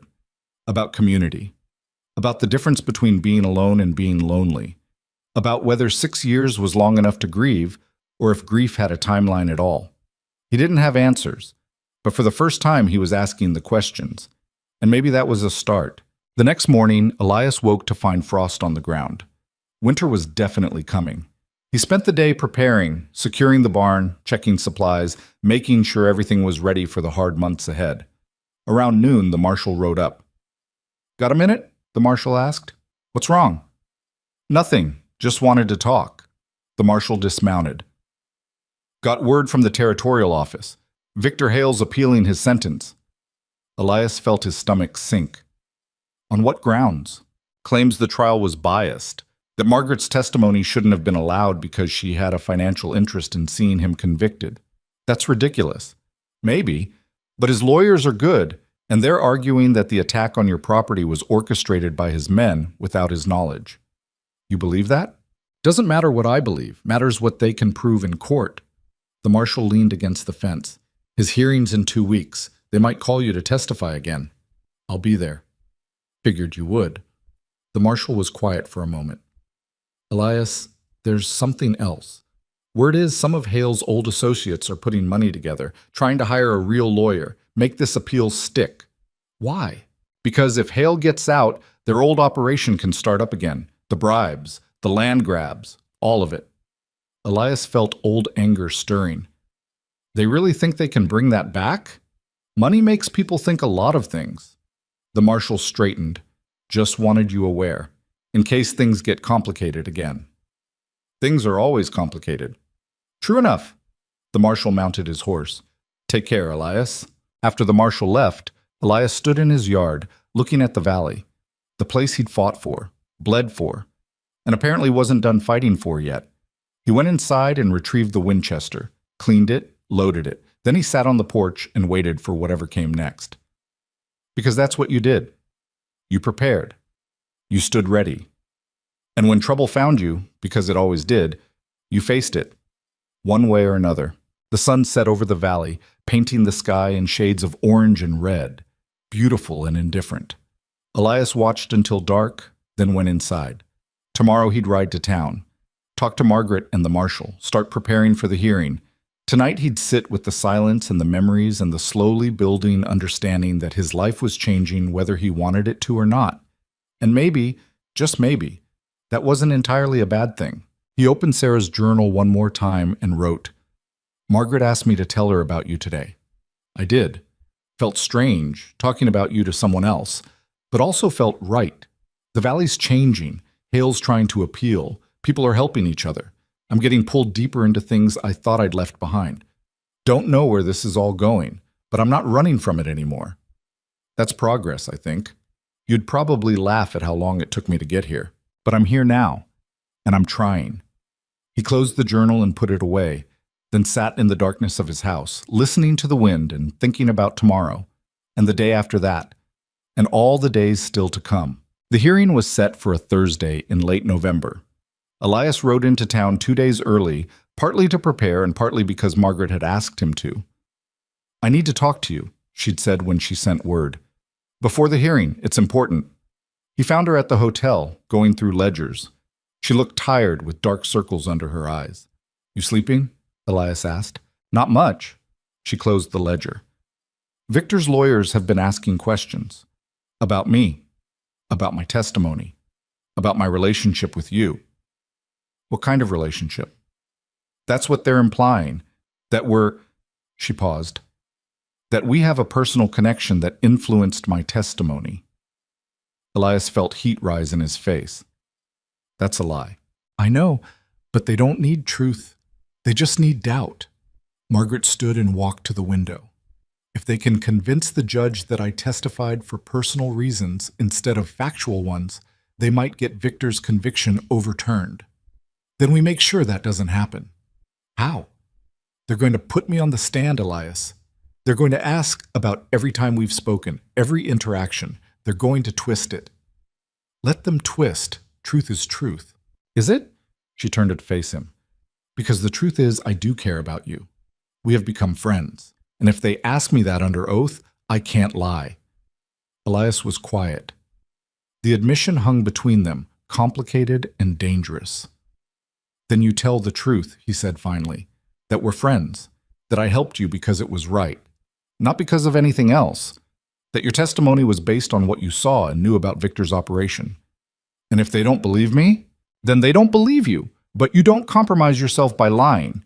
Margaret looked at him for a long moment. "You make it sound simple." "It is simple. Doing it is what's hard." She managed a small smile. "How do you do that?" "What?" "Cut through all the noise, see things so clearly." "I don't see things clearly. I just see what matters and ignore the rest." "I wish I could do that." "You can. You already have. You testified against your own brother when it mattered." Margaret walked back to the desk and sat down heavily. "That feels like a lifetime ago." "It was 3 months. A lot can happen in 3 months." Elias pulled up a chair and sat across from her. "What are you really worried about?" She was quiet for a moment, then said, "That I made a mistake. That testifying destroyed my family for nothing. That Victor's going to get out and it'll all have been pointless." "It wasn't pointless. He tried to kill me. You told the truth about that." "But what if the truth isn't enough?" Elias leaned forward. "Then we deal with what comes. But you don't regret doing the right thing just because it's hard." "Even if it costs everything?" "Especially then. That's when it matters most." Margaret met his eyes, and something passed between them. Understanding, maybe. Or recognition. "Thank you," she said quietly. "For what?" "For being steady, when everything else is chaos."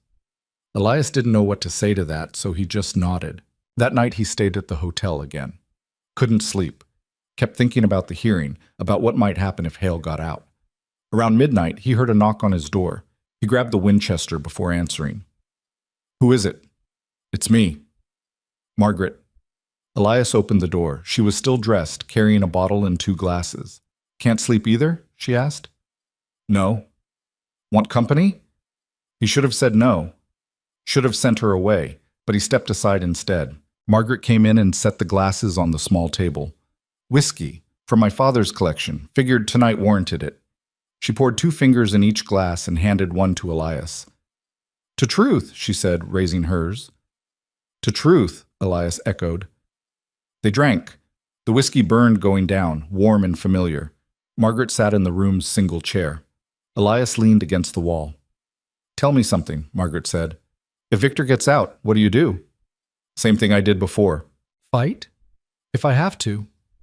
And if he comes after you again, with more men, better planning, then I'll deal with it. Margaret shook her head.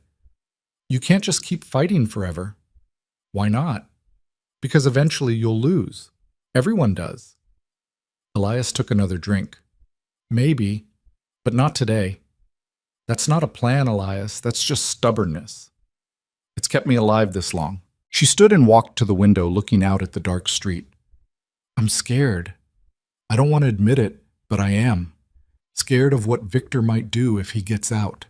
Scared of what the lawyers are going to ask me. Scared that everything I've built since the trial is going to crumble. Fear's natural. How do you handle it? I don't. I just keep moving forward despite it. Margaret turned back to him. Is that what Sarah taught you? The question surprised him. What makes you think that?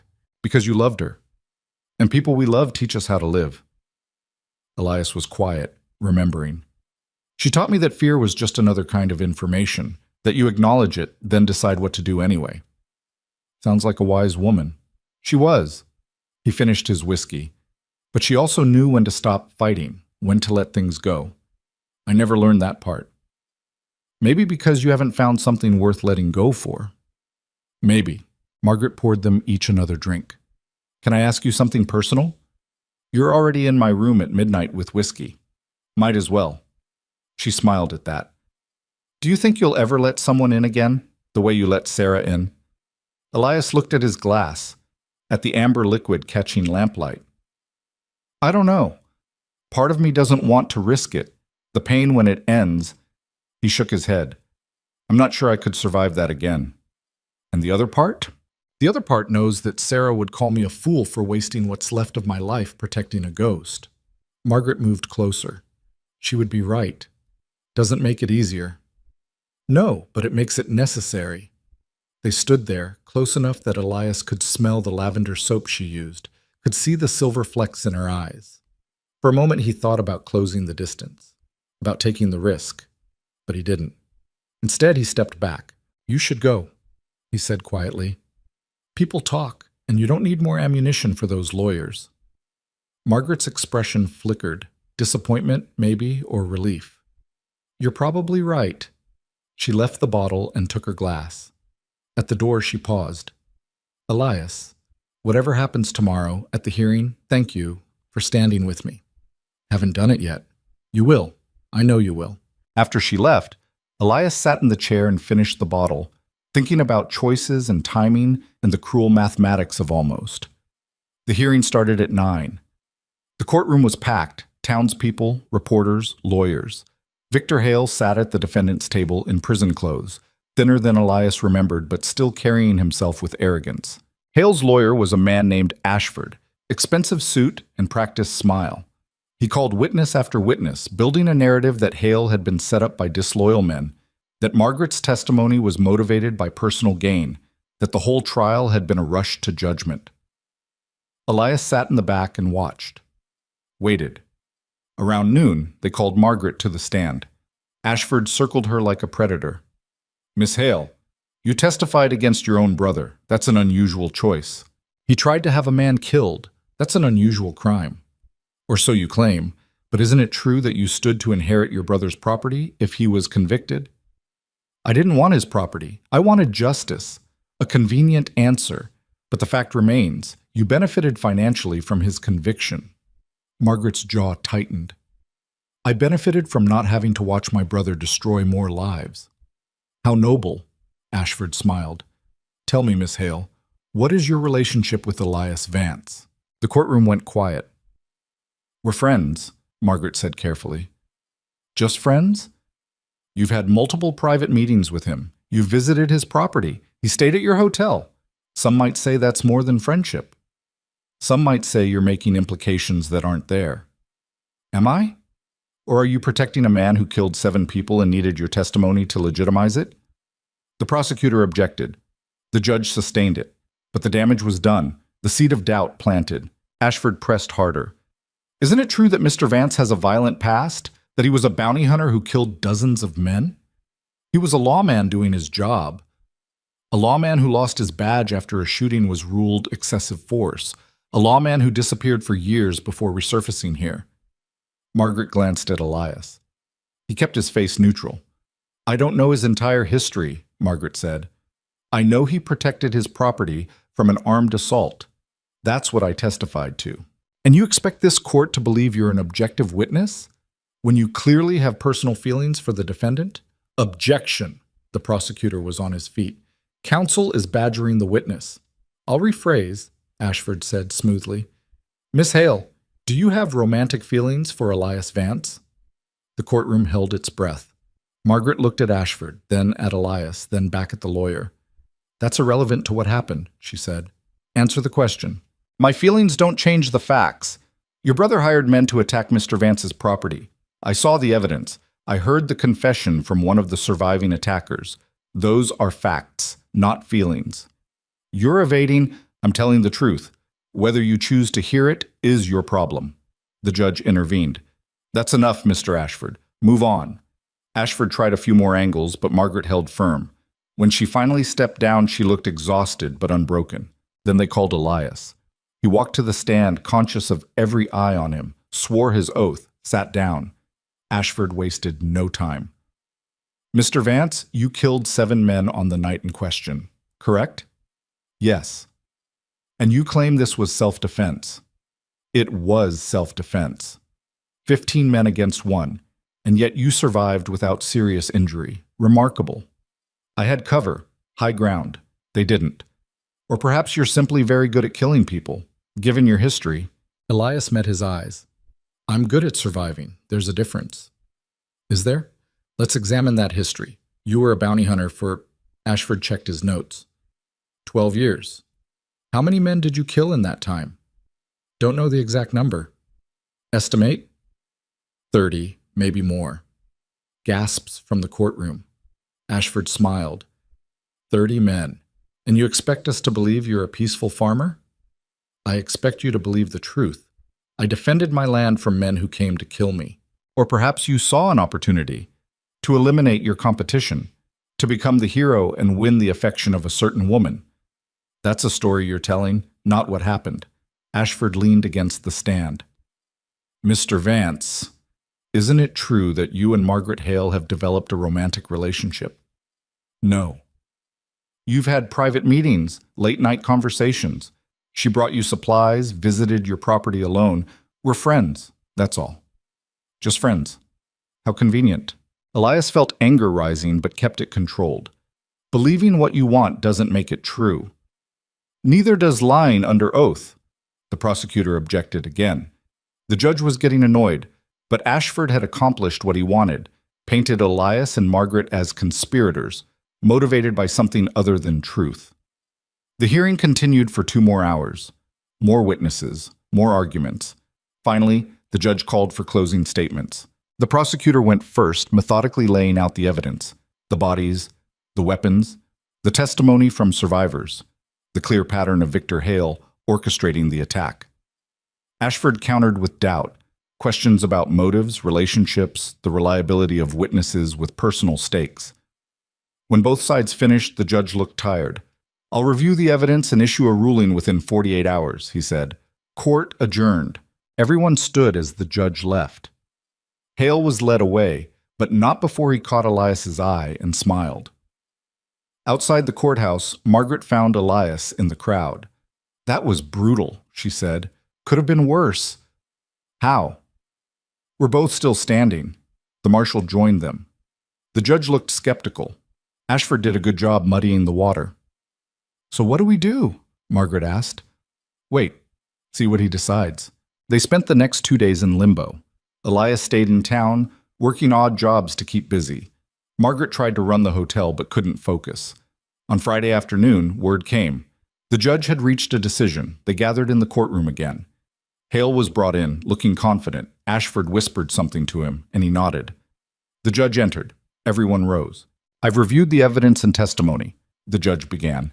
This case presents complex questions about witness credibility, motivation, and the standard of proof required to uphold a conviction. Elias felt his stomach tighten. The defense has raised valid concerns about the relationship between witnesses and their potential bias. However, bias alone does not negate factual evidence. The physical evidence, the bodies, the weapons, the documented confessions, supports the original conviction. Hale's confident expression started to crack. Furthermore, the defense's attempt to paint this as a conspiracy between Mr. Vance and Miss Hale lacks substantive proof. While their friendship is evident, friendship does not equal conspiracy. The judge looked directly at Hale. The appeal is denied. The original conviction stands. Victor Hale will serve his full sentence. The courtroom erupted. Hale was shouting, Ashford was arguing, people were cheering. Elias sat very still, feeling 6 months of tension drain away. Margaret grabbed his arm. It's over. Yeah. We won. Yeah. She started to say something else, but the crowd pressed in, people wanting to shake their hands, offer congratulations. Elias endured it for 10 minutes, then slipped out the back. He found the mayor and rode out of town without saying goodbye to anyone. He needed to think. Needed space. Needed to figure out what came next now that the fight was finally over. Back on his land, Elias spent 3 days alone. Working, thinking. Sitting by Sarah's grave and trying to sort through everything that had happened. On the 4th day, Margaret showed up. She rode up the trail on a chestnut horse, wearing practical clothes instead of her usual dresses. You left, she said, dismounting. Needed to. Without saying goodbye. Didn't know what to say. Margaret tied her horse and walked over. How about we won? How about it's finally over? Is it? Victor's in prison. His appeal failed. His associates are scattering. She looked at him. What else needs to happen? Elias gestured around them. This. All of this. It's still here, still mine, still something people might want. So you're just going to keep fighting forever? Keep waiting for the next threat? Don't know how to do anything else. Margaret stepped closer. Then learn. How? By letting people in. By accepting that you don't have to carry everything alone. She paused. By admitting that you care about more than just this land. Elias looked at her. At the determination in her eyes. The stubborn set of her jaw. He saw Sarah in that stubbornness. Different woman, different life. But the same refusal to let him hide. I'm not good at this, he said quietly. At what? Caring about people? I lose them, and it... He stopped. It breaks something. Then maybe stop thinking about losing them. Think about having them instead. That's not how my mind works. Then change how your mind works. Margaret moved closer still. Elias, I'm not asking you to forget Sarah. I'm asking you to remember that you're still alive, and that being alive means more than just surviving. You sound like her. Good. She sounds like she was smart. Despite everything, Elias smiled. She was. Stubborn as hell, but smart. Wonder where she'd want you to be right now. Alone on this hill, or... Margaret gestured between them. Or taking a chance on something new. Elias looked at her. Really looked. Saw the hope and fear mixing on her face. Saw the risk she was taking just by being here. He thought about the last 6 years, the isolation, the silence, the careful distance he'd maintained from everyone. And he thought about the last few months. The community, the helping, the slow thawing of something he'd thought was frozen forever. I don't know how to do this, he said again. Neither do I. But we can figure it out together. What if I'm not worth the trouble? Then I'll decide that. Not you. Elias felt something break inside him. Not painfully. More like ice cracking under spring sun. He stepped forward and kissed her. It was awkward at first. He was out of practice, and she was surprised. But then it settled into something real and present and tentatively hopeful. When they pulled apart, Margaret was crying. What's wrong? Elias asked. Nothing. Everything's right. That's why I'm crying. He wiped her tears with his thumb. You're complicated. So are you. We'll match. They stood there in the yard, holding each other as the sun moved across the sky. Finally, Margaret pulled back. I should go. Give you time to process. You could stay. Could I? If you want. She smiled. I want. That evening, they sat on the porch and watched the stars come out, talking about small things, future things, what the valley might become, what they might build together. It wasn't perfect. Elias was still figuring out how to open up, and Margaret was still dealing with her family's legacy. But it was a start. And sometimes, a start was enough. The next morning, Elias walked to the hill behind the house, stood by Sarah's grave under the cottonwood. I met someone, he said quietly. Her name's Margaret. You'd like her. She's stubborn. Doesn't take my nonsense. The wind moved through the branches. I'm going to try to build something new, not to replace what we had.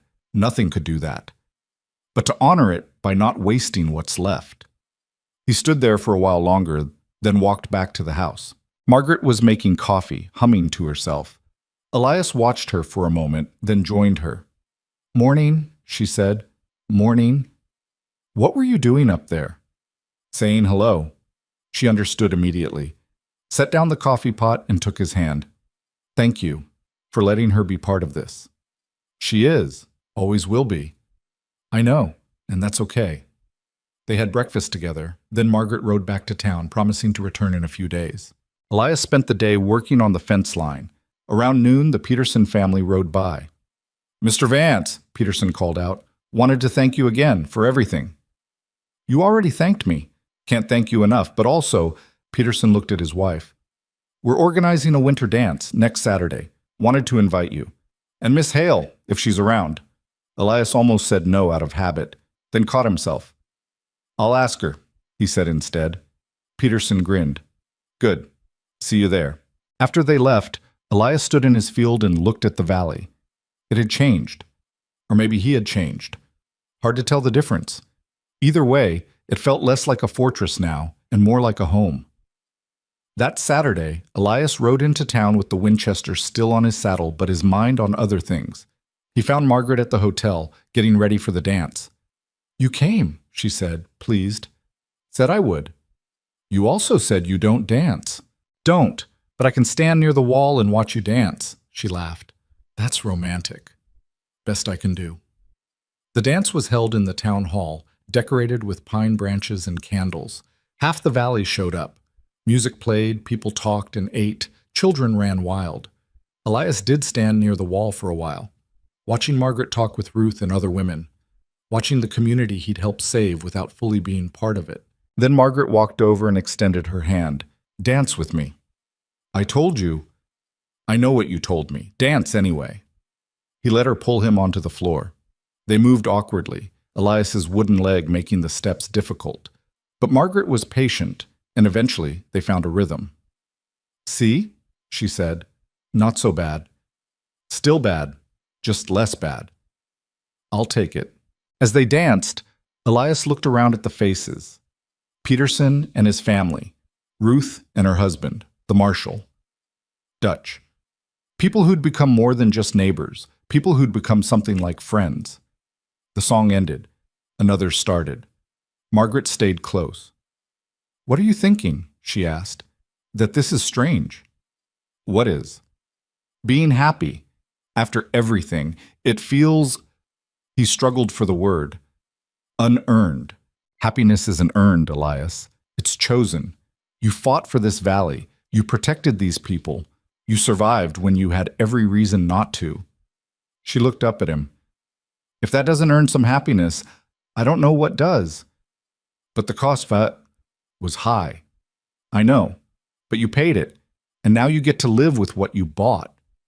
Elias thought about that, about the bodies and the barn burning and the nights of no sleep, about Sarah's grave on the hill and the promise he'd made, about standing his ground when leaving would have been easier. Okay, he said finally. Okay? I'll try. To be happy.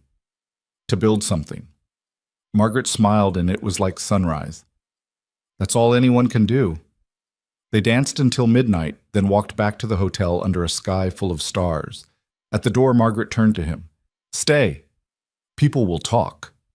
Let them. I'm tired of caring what people think. Elias looked at her. at the invitation, at the future she was offering. He thought about Sarah, about what she'd want, about the difference between honoring a memory and being trapped by it. "All right," he said. They went inside together. And if it wasn't perfect, if Elias still woke sometimes reaching for a gun that wasn't there, if Margaret still carried the weight of her family's sins, that was okay. Because perfect wasn't the point. Living was. Choosing was. Standing your ground when it mattered, but also knowing when to let someone stand with you. The winter came hard that year, but Elias and Margaret weathered it together. He split his time between his land and town, slowly learning how to be part of something larger than himself. The valley grew. New families came. Old wounds healed, though the scars remained. Victor Hale died in prison 3 years later. Heart attack. Some said it was justice. Others said it was mercy. Elias didn't say anything at all, just kept living, kept building. 5 years after that first kiss, Elias and Margaret were married in a small ceremony by the cottonwood tree. Sarah's grave nearby, part of the day instead of a shadow over it. "You think she approves?" Margaret asked as they stood together, rings exchanged. Elias looked at the grave, then at his new wife. "Yeah, I think she does." "How do you know?" "Because she loved me. And people who love you want you to keep living, even after they're gone." Margaret kissed him. "That's the smartest thing you've ever said." "Don't get used to it." They built a life together. Not easy, not simple, but real. Elias never fully shook the instinct to prepare for the next fight. Still cleaned the Winchester every week. Still checked the fence lines and watched the trails. But he also learned to sit on the porch with Margaret in the evenings, to help neighbors without waiting for crisis, to attend dances and dinners and all the small rituals that made a community. The valley remembered him as the man who stood alone against impossible odds. But Elias knew the truth. He hadn't stood alone. Not really. He'd stood for something, for the land, for the promise, for the people who couldn't stand for themselves. And in the end, that standing had connected him to more people than isolation ever could. Years passed. The wooden leg wore out and he carved a new one. His hair went gray. Margaret's too. The valley prospered. The Peterson kids grew up and started their own farms. The town expanded. Life went on, the way it always did. One evening, when Elias was nearly 70, he sat by Sarah's grave with Margaret beside him. "Do you regret it?" Margaret asked. "Staying, fighting, all of it." Elias thought about the question, about the bodies, and the fire, and the fear, about the cost. "No," he said finally. "I did what I had to do, and it led me here." "To an old man with a wooden leg and too many memories?" He smiled. "To a life that mattered. That's enough." Margaret took his hand. More than enough. They sat there until the sun set, then walked back to the house together. Inside, Elias opened Sarah's journal one last time. The pages were yellow now, filled with years of entries. He turned to a fresh page and wrote, "This will be my last entry. Not because the story's over, it never really is, but because I've said what needed saying. I kept the promise, held the land, built something that lasted. But more than that, I learned that standing your ground doesn't mean standing alone. It means knowing what you're willing to fight for, and knowing when fighting means accepting help. Sarah taught me how to love. The valley taught me how to survive. Margaret taught me how to live again. Not bad lessons for one lifetime. If anyone reads this someday, and I don't know why they would, remember this. Courage isn't the absence of fear. It's doing what's right despite it. And sometimes the hardest fight isn't the one with guns and fire. Sometimes it's the fight to stay human, to care, to build instead of destroy. That's the fight worth winning." He signed it, dated it, and closed the journal for the last time. Outside, the valley stretched quiet under the stars. The land he'd fought for, the home he'd built, the life he'd chosen. Elias Vance had been many things: bounty hunter, widower, fighter, survivor. But in the end, he was simply a man who stood his ground when it mattered, and discovered that the ground he stood on was meant to be shared. That was enough. It had always been enough.